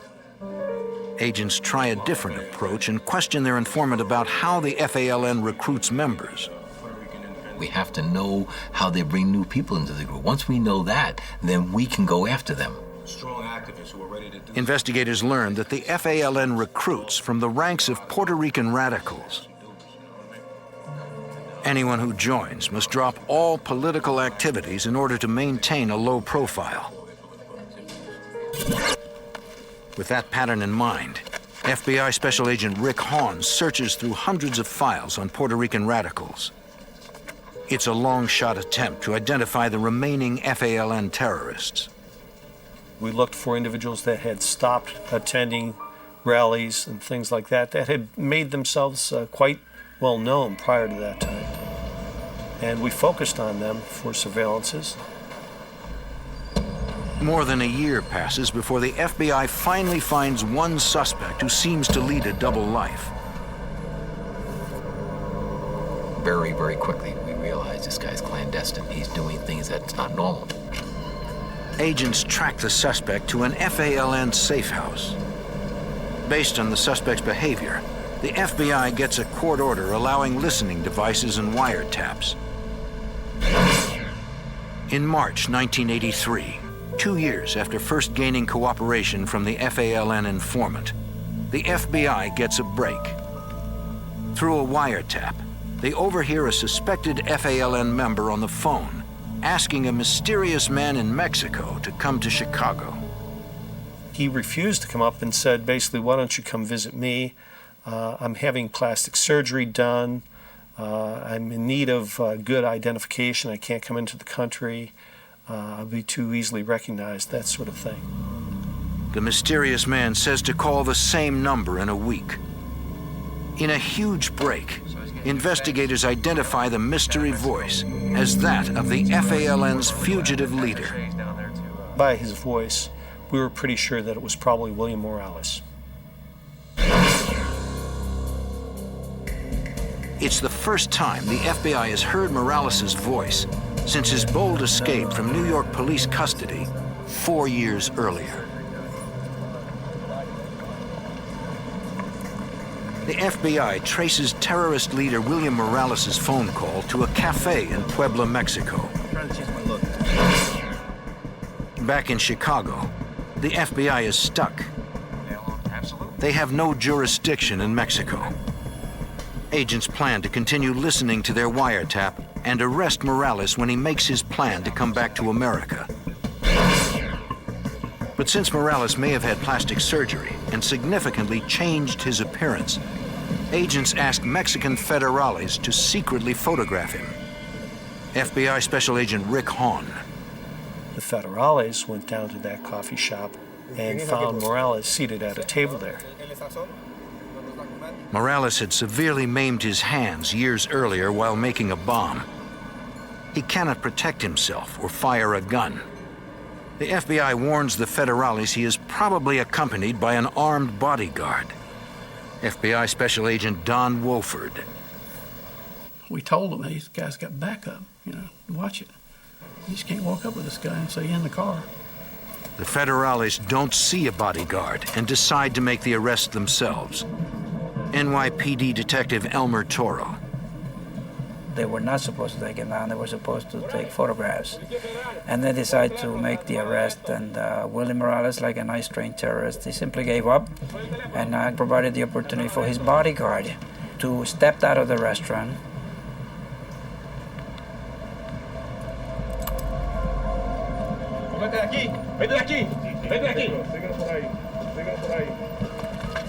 The bodyguard opens fire, shooting both federales, one of them critically. The other federale returns fire, killing the bodyguard.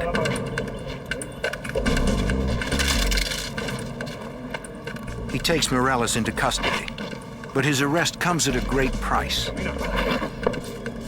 The wounded federale dies on the way to the hospital. New York Police Detective Elmer Toro immediately flies down to Mexico to interview Morales and try to arrange his return. Morales being in police custody and having killed a police officer, I'm sure was subject to some degree of torture by the federales down there. Morales greets Detective Toro like a long-lost friend. He was happy to see me, and he said to me, and I always remember, he says, Elmer, I want to go back with you. Take me with you. Detective Toro says he'll draw up the papers, and Morales promises to sign. Sign anything. Just take me with you. Okay, Willie. Once Mexican police learn that Morales is going back to the U.S., they treat him better to avoid a possible scandal. Okay. Back at his hotel, Detective Toro calls the FBI with the incredible news about Morales. Getting anything done in Mexico is like, forget it. But now he's talking about, I want to come back. And, you know, we're all saying, thank you, Lord. All right. Let him come back. But it's not that simple. All of a sudden I put the 6 o'clock news, and there is the bastard denouncing us. Morales appears on TV, flanked by radical lawyers from Cuba, the U.S., and Mexico. He now angrily condemns America. By this time, he's got a battery of attorneys from all over the place. He had people from Cuba, the attorneys from Cuba, very powerful attorneys. And once he was protected by these attorneys, he didn't need Elmer Toro anymore. He didn't want to come back anymore. Detective Toro now realizes that Morales used him to gain better treatment in jail while waiting for his lawyers to arrive. In the months to come, Cuba uses its influence and money to win the release of Morales. He's on the beach in Cuba, in Cienfuegos, Cuba, I believe. Sooner or later, Fidel Castro's government is going to go, and maybe we'll see Morales at that point. With Morales in permanent exile and other key members in prison, the FALN's 8-year reign of terror comes to an end. The FBI and police, through dedicated investigative work and patient long-term surveillance, have defeated one of the most deadly domestic terror groups in U.S. history. In the United States, violent extremists embark on a campaign of terror nearly 2 decades before the Oklahoma City bombing. Bank robberies, bombings, escalating acts of destruction. When their agenda turns to murder, FBI counterterrorism experts team up with state police to stop a group of violent radicals before they strike again.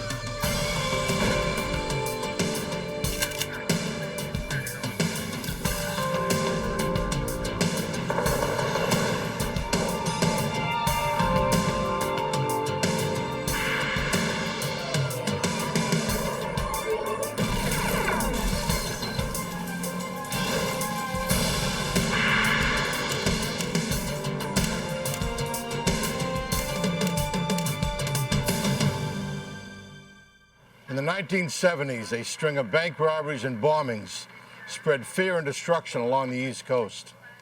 The FBI faced a new breed of criminal, the domestic terrorists. I'm Jim Kallstrom, former head of the FBI's New York office. For nearly a decade, These self-proclaimed revolutionaries operate underground. Law enforcement vowed to unearth them once and for all.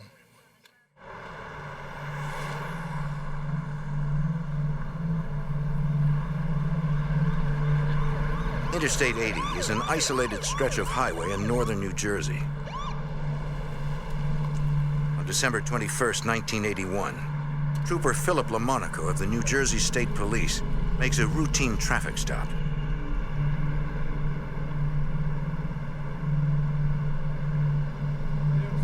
The driver seems nervous. Monaco sees that he has a gun. Put your license up on the dash! Step out of the vehicle now! Keep your hands up! Back up against the car now! Stay there! Don't move, just stay there! Got any more weapons on you? Keep stay there, don't you move! Yes, sir, stay in the car! Stay in the car, sir! Stay in the car! Stay in the car, sir!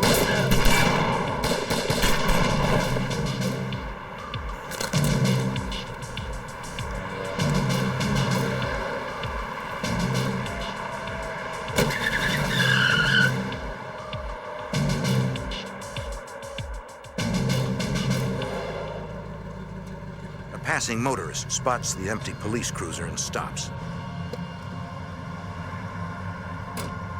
He checks to make sure everything is all right.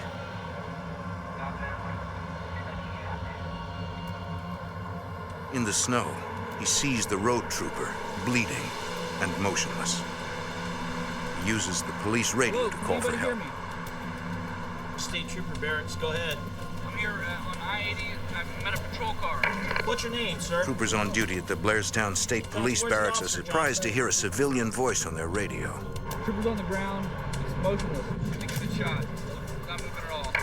Stay at the car, sir. We're on the way. All available troopers respond to the report of the shooting. We have an officer shot. Officer down. Charles Coe is a major with the New Jersey State Police.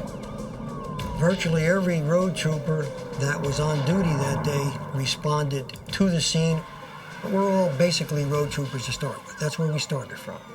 We all knew the dangers involved, and of course you never think it's going to happen to you, and you really don't think it's going to happen to someone like a Phil LaMonaco. LaMonaco is a legend in the department. Arriving at the scene, Lieutenant Richard Ryan can't believe he's been shot. Initial shot struck Phil in his chest area. He was wearing a bulletproof vest, but the impact of the shots kind of turned him a little, and one of the shots went in under his armpit and went directly into his heart and basically killed him, that one shot. Investigators find LaMonaco's service revolver empty. All 6 rounds fired, indicating the trooper had gone down fighting. Lieutenant John Mendres processes the crime scene, finding further evidence of the gun battle. I obtained pieces of glass fragments, 12 9mm bullet casings at the scene. They were in the snowbank and in the general area. From the size and number of bullet casings, Mendres believes the murder weapon is a 9mm semi-automatic pistol. He searches for the gun, but it is nowhere to be found. EMTs transfer Philip LaMonaco's body to the hospital as 250 police officers go after his killer. New Jersey and Pennsylvania State Police stop and question motorists. One man remembers seeing 2 men as they left the scene. They were driving a 1977 Chevy Nova with Connecticut license plates. Police set up checkpoints along the Delaware River. Officers search miles of highway and back roads looking for the killers. The response was overwhelming. People were coming out of the woodwork to help us and offer leads and try to help us find the car, find the people responsible for this. Hours later, a narcotics detective and a state trooper find the Nova. The car has been abandoned on a rural road 3 miles from the crime scene. Detectives find an empty holster. Troopers search the vehicle for clues. They find several bullet holes in the car's exterior. It was a shot pattern into the hood of the car, into the windshield, and the right front passenger window was shot out, which indicates that he was shooting at the passenger. Investigators suspect it was likely the passenger of the car who murdered Phil Monaco. The driver was in such a hurry to ditch the vehicle, he left behind a crucial piece of evidence. On the dashboard in plain sight was a Connecticut driver's license in the name of Barry Eastbury. For now, Eastbury's name and address are investigators' only link to Monaco's killer.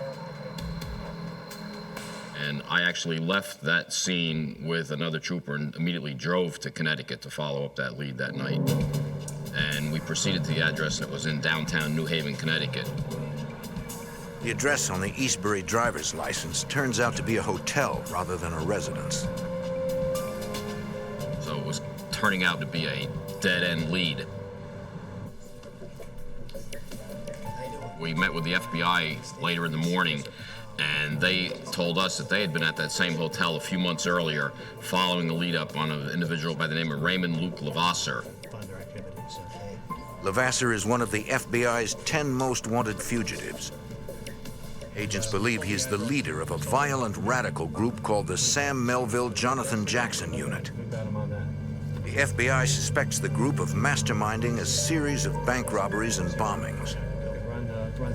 Now investigators wonder whether the group is also responsible for the murder of Trooper Phil Monaco. I'd like to take those prints and see if we can match them up. Agents send Levasseur's file to the state lab in New Jersey to compare his fingerprints with those found in the Nova. Unfortunately, none of them matched, which we could not believe. It just didn't make any sense. Ryan takes a closer look at Levasseur's wanted flyer. I reread the flyer, and on the bottom in small print, right at the last line, it said, "May be accompanied by Thomas William Manning." FBI agents pull Manning's file. The photo on his wanted poster is the man they know as Barry Eastbury. Examiners match Manning's file fingerprints to those lifted from the Nova, confirming that Barry Eastbury is an alias for Thomas Manning. If Manning is involved in the murder of Philip Monaco, investigators are up against a dangerous fugitive. According to FBI files, Manning met Levasseur in prison, where they both served time on drugs, weapons, and robbery charges. Involved in several bank robberies. The two men formed a radical group called the Melville Jackson Unit, according to Special Agent Leonard Cross. They were well versed in a lot of guerrilla tactics. They studied guerrilla manuals.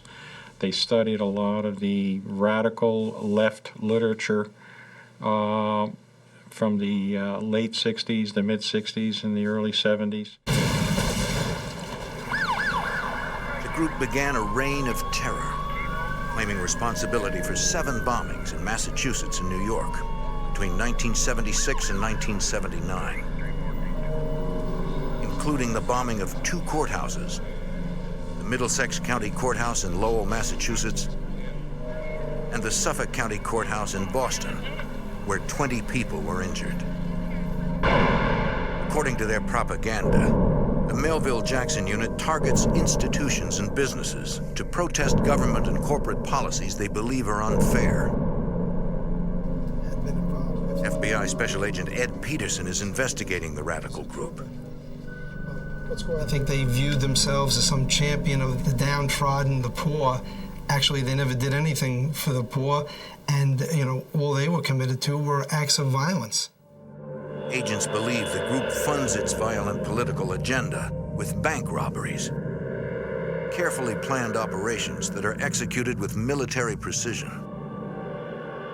It was obvious that these people were not your everyday criminals. They were an organized criminal group who were traveling the New England states and committing numerous crimes, the most serious, obviously, the murder of Trooper Monaco. On Christmas Eve, 1981, 2,000 law enforcement officers from several states attend the funeral of Trooper Monaco.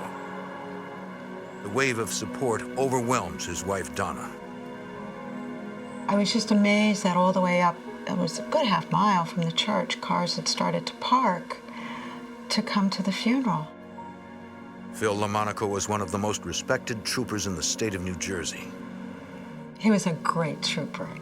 He really, really was. And I think one of the main things that made him a great trooper was he really, really loved and respected his job. He was one of the good ones. He was the idol of a lot of young troopers. He had trained a lot of young troopers in the tactics of stopping cars and looking for contraband in vehicles on the highway. Superintendent Clinton Pagano makes Donna LaMonaco a solemn promise. The New Jersey State Police will do everything in their power to bring her husband's killers to justice. I just could see in his eyes the sincerity, and I just knew he would make sure.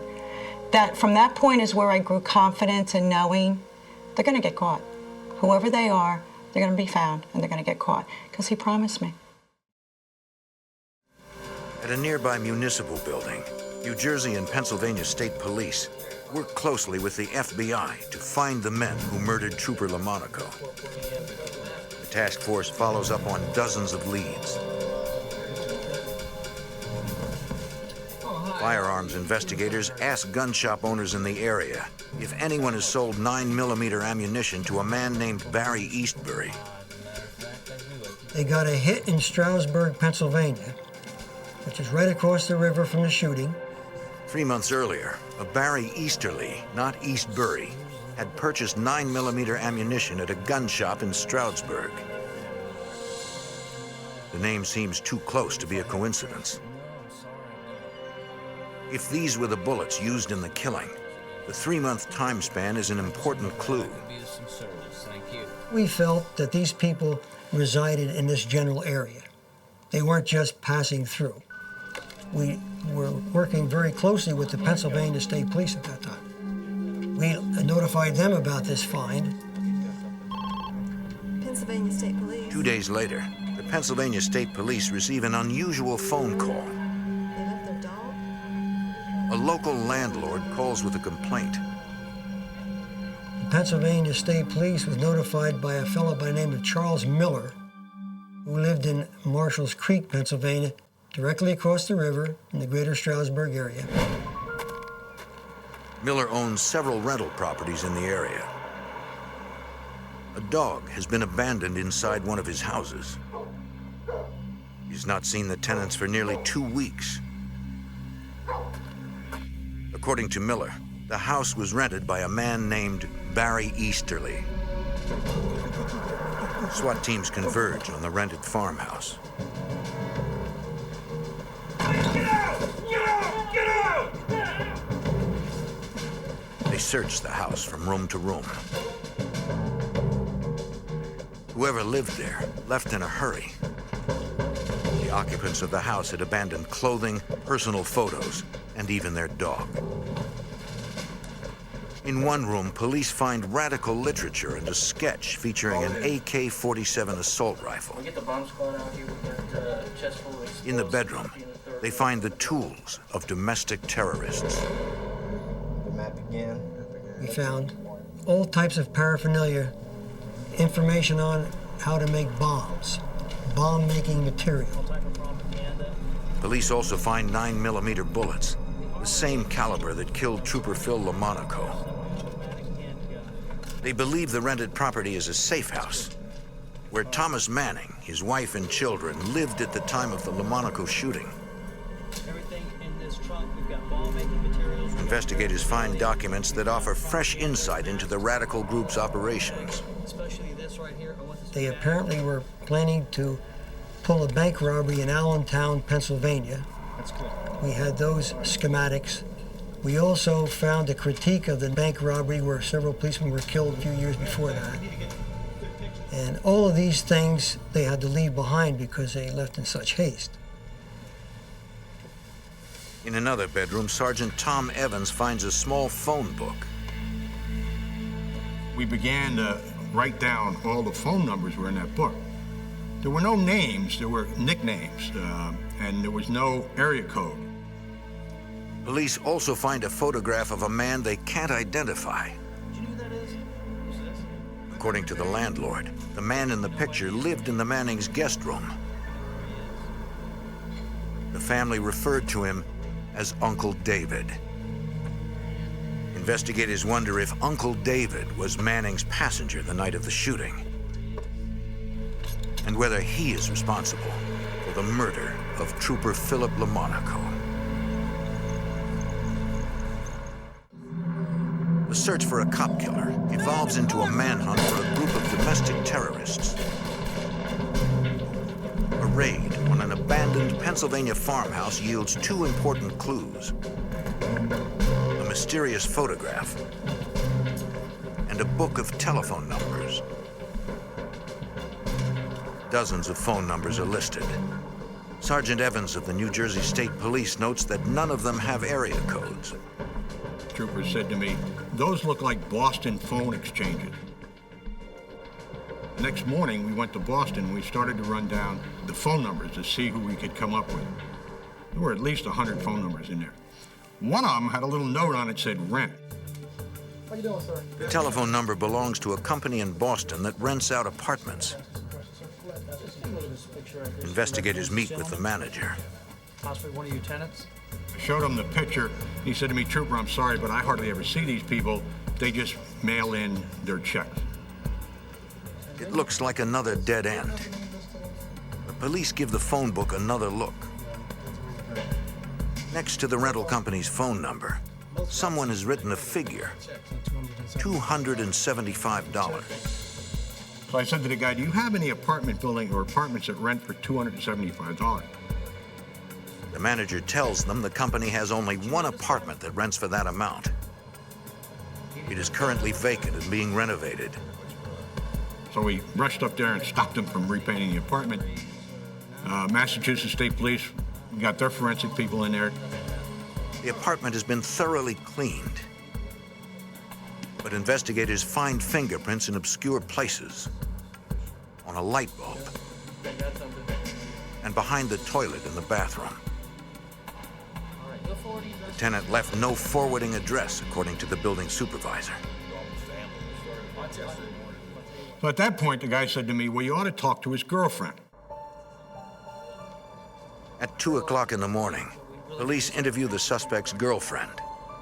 Is there any information or anybody that you know? Although she does not tell investigators who her boyfriend really is, she gives them the name of his stepfather. The next morning, Lieutenant Evans drives to the suburbs outside Boston to question the suspect's stepfather. I showed him the picture and he said, "What has Dickie done now?" And I said, "Dickie who?" And he said, "Dickie Williams." We called the command post, gave him Richard Charles Williams' name. They ran that name against the fingerprints that we had, and bingo, it was him. So we had the second person identified. Richard Williams was Thomas Manning's passenger the night Phil LaMonaco was murdered. The violent radical is now wanted as a cop killer. Investigators on the case face an extraordinary challenge: finding a group of fugitives who are as elusive as they are dangerous. New England authorities and the FBI join ranks to track down Manning, Levasseur, and Williams. Special Agent Ed Peterson is assigned to assist the New Jersey police in the manhunt. It was really important, as far as the FBI and all of law enforcement, to put them under a magnifying glass and to look at every possible contact, to try to think like they would think, to try and get into that mindset and to understand, what motivated them and where they would look to go. The task force sifts through hundreds of hours of intelligence on the Melville Jackson unit. According to their files, the fugitives have a history of using different aliases to conceal their identities, and various mail drops to hide their locations. We knew that we had a tough job because they did not remain in one place. They didn't do the conventional things that fugitives generally do. They went to such extremes to hide their identities. In 1981, a man walks into the town clerk's office in Brattleboro, Vermont with an unusual request. He needs a copy of a birth certificate for an infant who died in the early 1950s. The clerk becomes suspicious. Can you excuse me for a minute? Brattleboro is a small town, and she knows the infant's family. How you doing, sir? Do you have any ID on you? Is there a problem? No problem, sir. I just need to see your ID. Get on the ground, what those doing? Get out, now, get down, get down, down, get down, get down. Police later identify the man as Raymond Levasseur after finding his fingerprints in an abandoned vehicle nearby. They suspect he was trying to establish a new identity by stealing the birth certificate of a dead infant. Headed out in the parking lot. It's a white male. In January 1982, Thomas Manning joins Levasseur on the FBI's 10 most wanted list. Authorities turn up the heat on the fugitives. 4 months later, FBI agent John Markey responds to the scene of a bank robbery. Two masked gunmen had stolen $60,000 from a bank in Burlington, Vermont. According to Agent Markey, the precision of the operation points to the Melville Jackson unit. All three individuals that went into the bank went in right after an armored car delivery. One man stood in the lobby. The other two vaulted the counter. One of them took the money from the teledraws. The other one took the money that had just been delivered. The money in the teledrawers was rigged with die packs. They look like a stack of money. When you take them out of a bank, there's an electronic sensor that causes them to activate. And then within 7 seconds, they go off, letting off tear gas and a red dye, which dyes the money. They threw about $20,000 out the window because it had die packs in it. It was apparent to me that we ought to consider Raymond Levasseur and Thomas Manning and maybe his associate Richard Williams as possible suspects in that bank robbery. 2 months later, 3 men rob a bank in Syracuse, New York, netting $195,000. The MO is nearly identical to the Burlington robbery, but with one exception. They only took the money that was delivered by the armored car. They did not take any of the money out of the teledraws. That way they eliminated the possible die packs. It was my opinion that we were dealing with the same people who robbed the South Burlington branch, and you could account for the change of not taking money from the teledraws because they would have discussed the die packs. In just 2 months, over $235,000 has been stolen from area banks. Authorities are concerned that the Melville Jackson unit is amassing a war chest to finance a new wave of terror. With the threat of more bombings looming, investigators make a difficult decision. They will try to find the terrorists by looking for their children. Pictures of the Manning and Levasseur children are distributed to schools, sport clubs, and pediatricians in the area. Can you take a look at this and just see if you recognize any of these children? That was very controversial. We had a lot of conversations as far as distributing the pictures of the children, because the children were innocent in this. They just were living with the parents. They were 8, 9, 10, 11, 12-year-old kids. Investigators feel they have no choice. The group is deadly, and lives are at stake. You don't know any of the parents either, do you?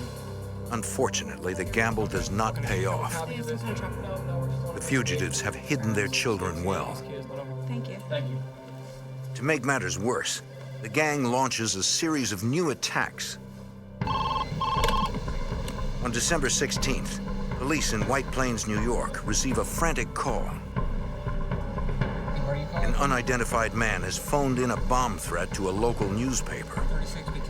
According to the caller, the bomb has been planted in an office building. Fortunately, dozens of employees had evacuated before the building exploded. The blast destroyed nearly every window in the building. Inside, investigators find a communique from a group calling themselves the United Freedom Front. The UFF claims responsibility for the bombing. Agents on the case recognize the UFF's distinctive assault rifle logo. United Freedom Front. It is nearly identical to a sketch they found in Manning's safe house. We actually compared those side by side.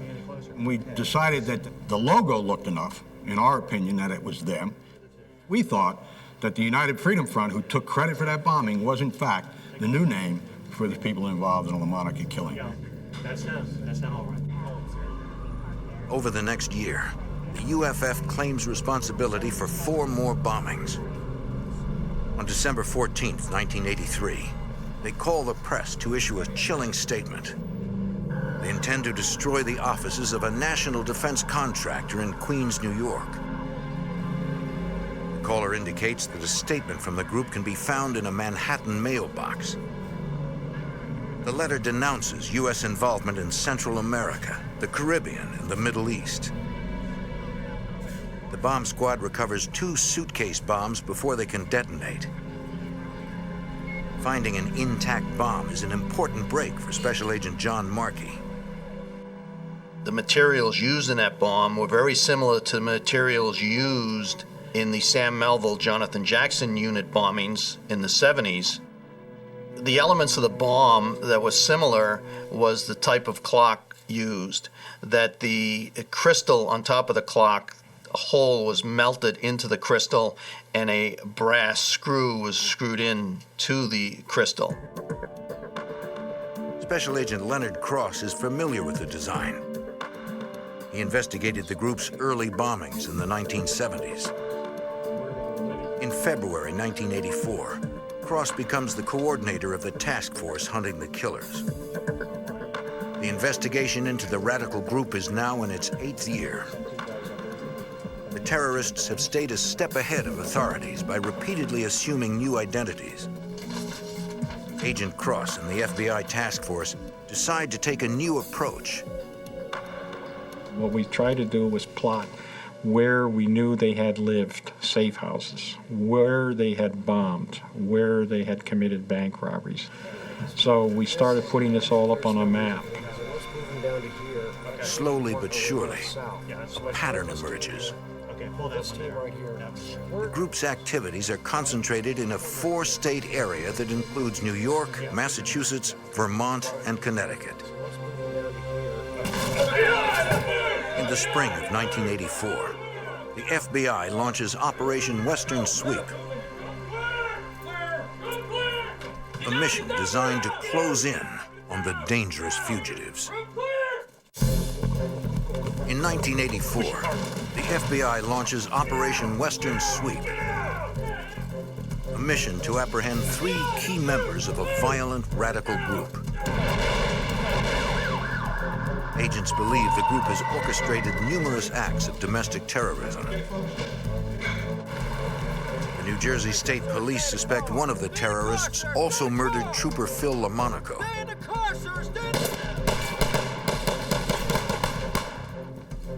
Hundreds of investigators comb areas where the group is known to operate.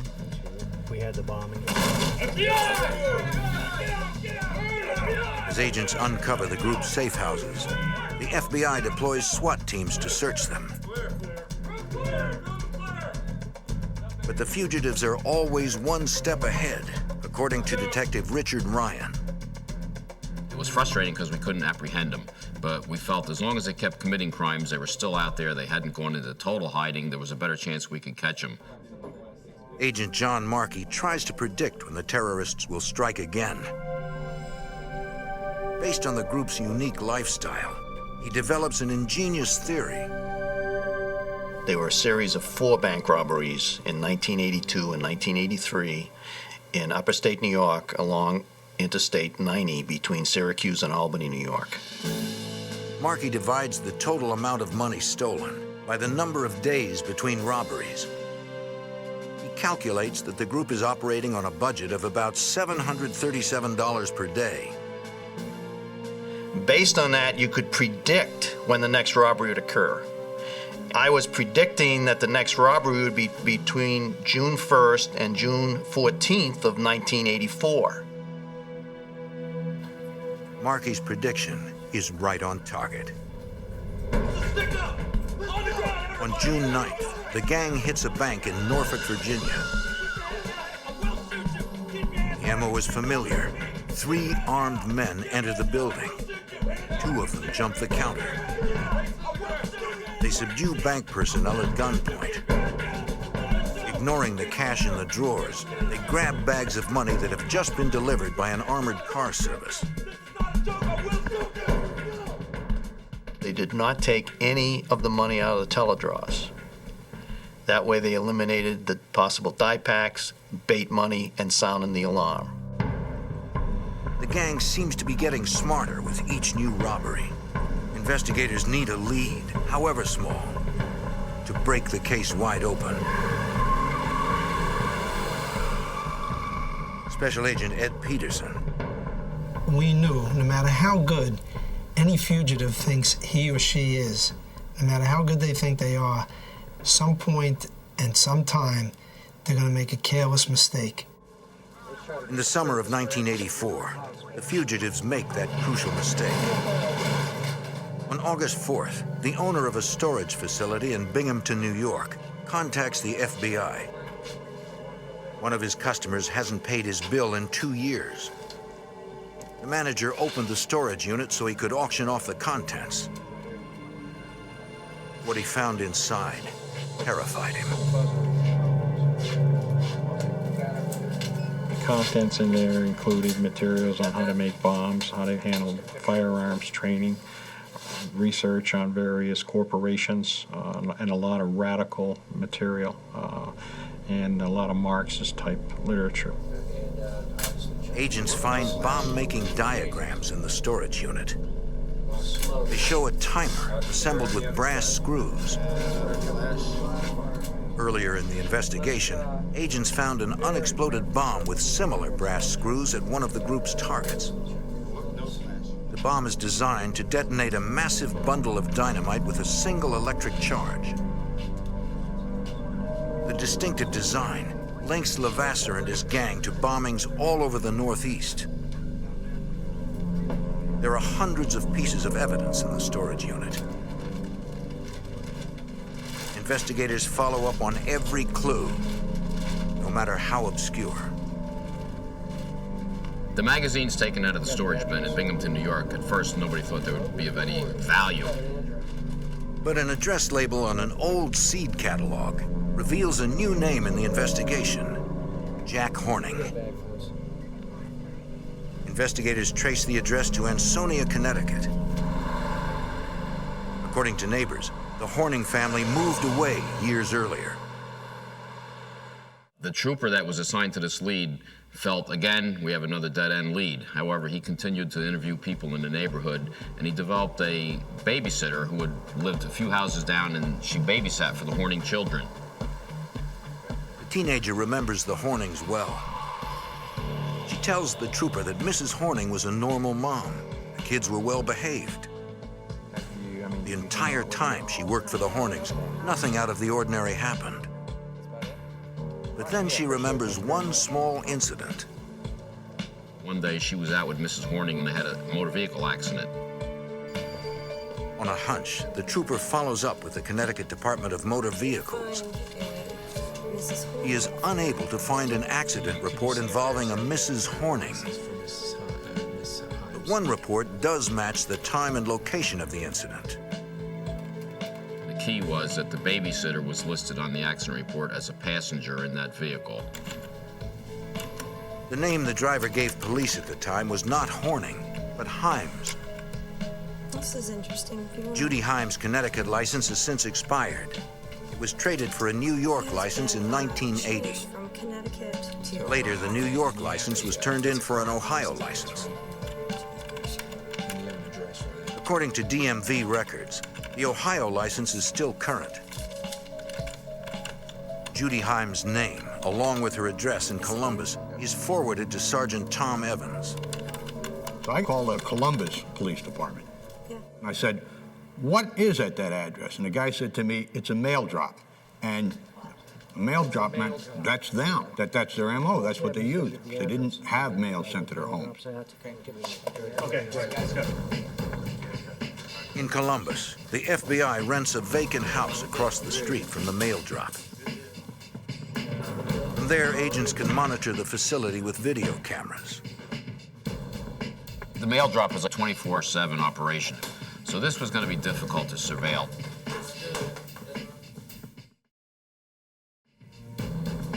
On November 3rd, 3.5 weeks into the stakeout, a woman arrives at the mail drop. Investigators visually identify her as the wife of Raymond Levasseur. It's the first time now in probably over 10 to 12 years that any law enforcement agency had any of these people actually in sight under surveillance. So you can imagine how the adrenaline was pumping. The fugitive's wife is law enforcement's only link to the terrorists. Rather than making an arrest, agents follow her, hoping she will lead them to her husband. In 1984, the FBI and a multi-state task force trail a group of domestic terrorists. The violent radicals are suspected of a series of bank robberies and bombings.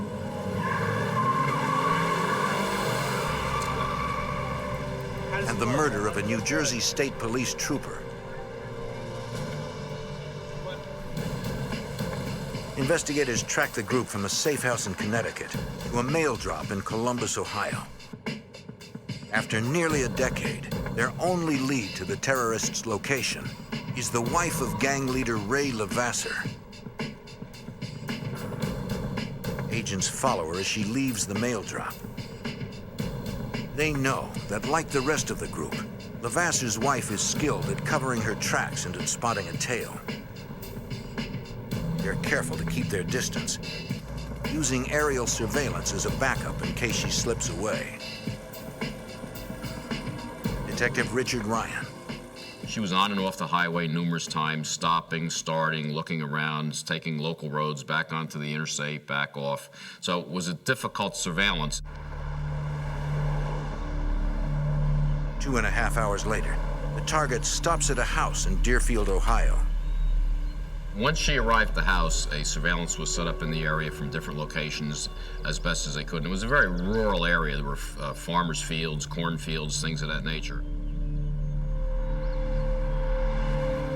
New Jersey State Trooper Richard Tao watches the house from a distance.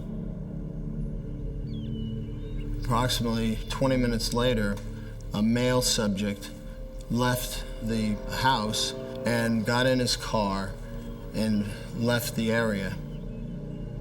The male subject is Richard Williams, the man wanted for the murder of New Jersey State Trooper Philip Monaco. FBI agents follow Williams to a safe house in Cleveland. They now have 2 houses under surveillance, 60 miles apart. In one location, we had the suspected murderer of Trooper Philip Lamonica. In the second location, we had top 10 FBI fugitive Ray Levasseur. Surveillances continued through the night and into the morning. Around 9:40 a.m., the Levasseurs leave their house. All right, fellas. Let me know when you're in position so we can go. Go, go, go, go, go. The SWAT team moves in. They arrest Ray Levasseur, along with his wife. The call then immediately went out to Ohio, up to Cleveland, that Levasseur was in custody, so now a decision was made to raid the Cleveland, Ohio house. In Cleveland, agents and police surround the home of Richard Williams. Williams, the suspected murderer and terrorist, gives up without a fight. After years of work, the task force has captured 2 of the group's 3 key men in less than an hour. We had Ray Levasseur and his wife. We had Dickie Williams. The only remaining fugitives that we had was Tom Manning and his wife. Agents question Richard Williams about Thomas Manning's location. Williams stalls for hours. With every passing moment, the fugitives have more time to escape. Where is he? Finally, Williams breaks down and reveals the addresses of 3 safe houses located in Jefferson, Ohio. One of them belongs to Thomas Manning. We proceeded to that location and conducted a very extensive search. Williams' stall tactics have given the Mannings enough time to flee, but not enough time to cover their tracks.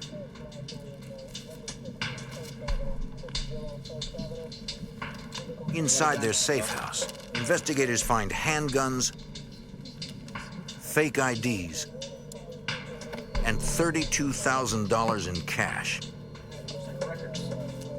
They also find a 1,000-page record of the group's activities.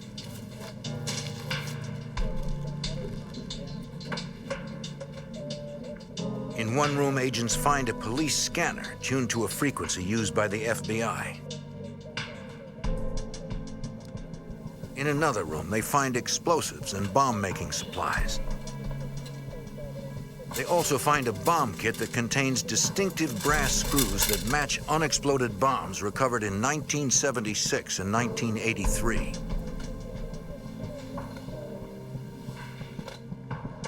They recover a 9mm semi-automatic pistol. Smith Wesson. At the FBI forensics lab, technicians analyze the gun. They compare the bullet that killed Trooper Philip Monaco to bullets fired from the 9mm handgun. We were able to determine that that was the weapon that was used to kill Phil Monaco. Although they have finally found the murder weapon, tracing the owner of the gun will be difficult. The serial number has been filed off. Technicians use a chemical solution to raise the number.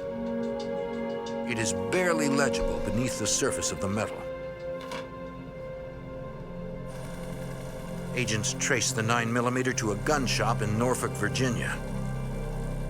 There it was purchased by a woman named Deborah Ann Fury. Fury had listed an address in Virginia Beach. Investigators check out the location. It turns out to be another mail drop.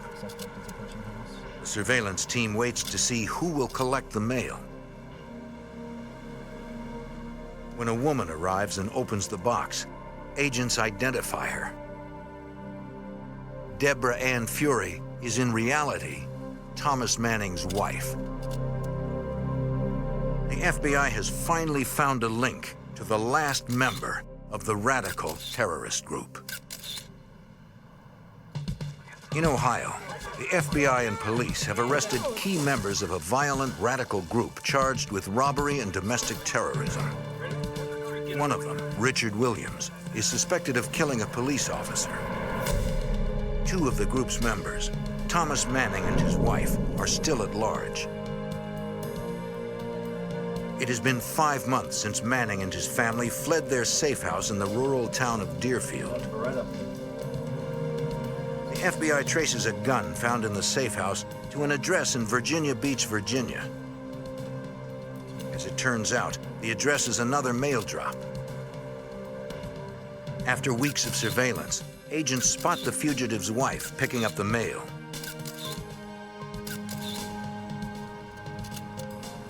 Special Agent Leonard Cross. We knew she had a scanner and should be scanning for police radio frequencies as well as FBI frequencies.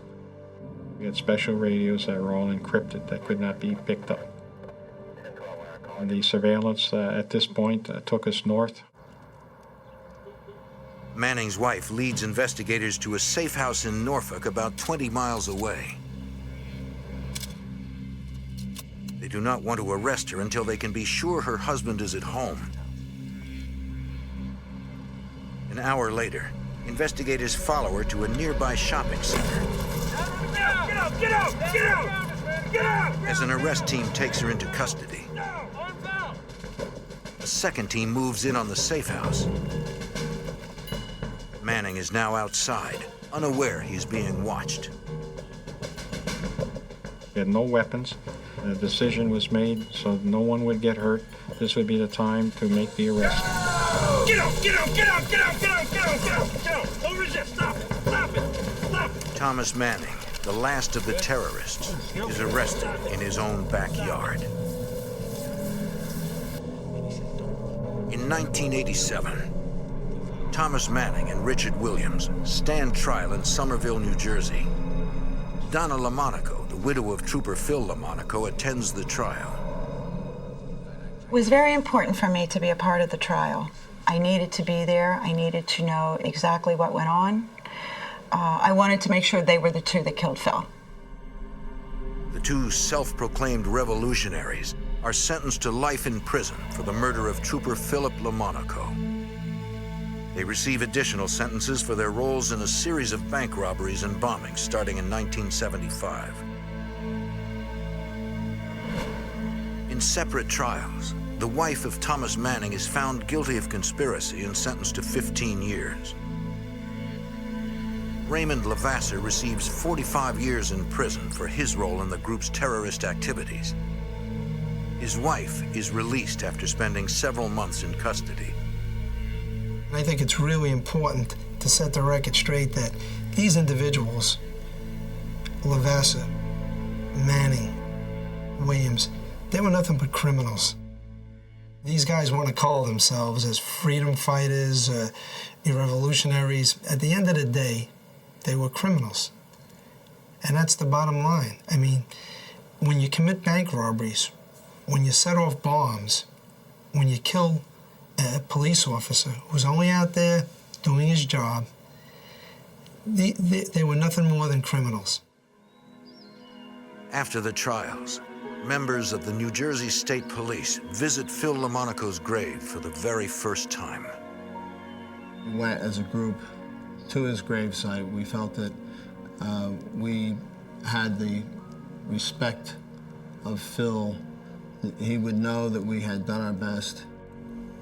2 decades after Philip LaMonaco's death, people still leave flowers and flags on the side of the New Jersey highway he protected.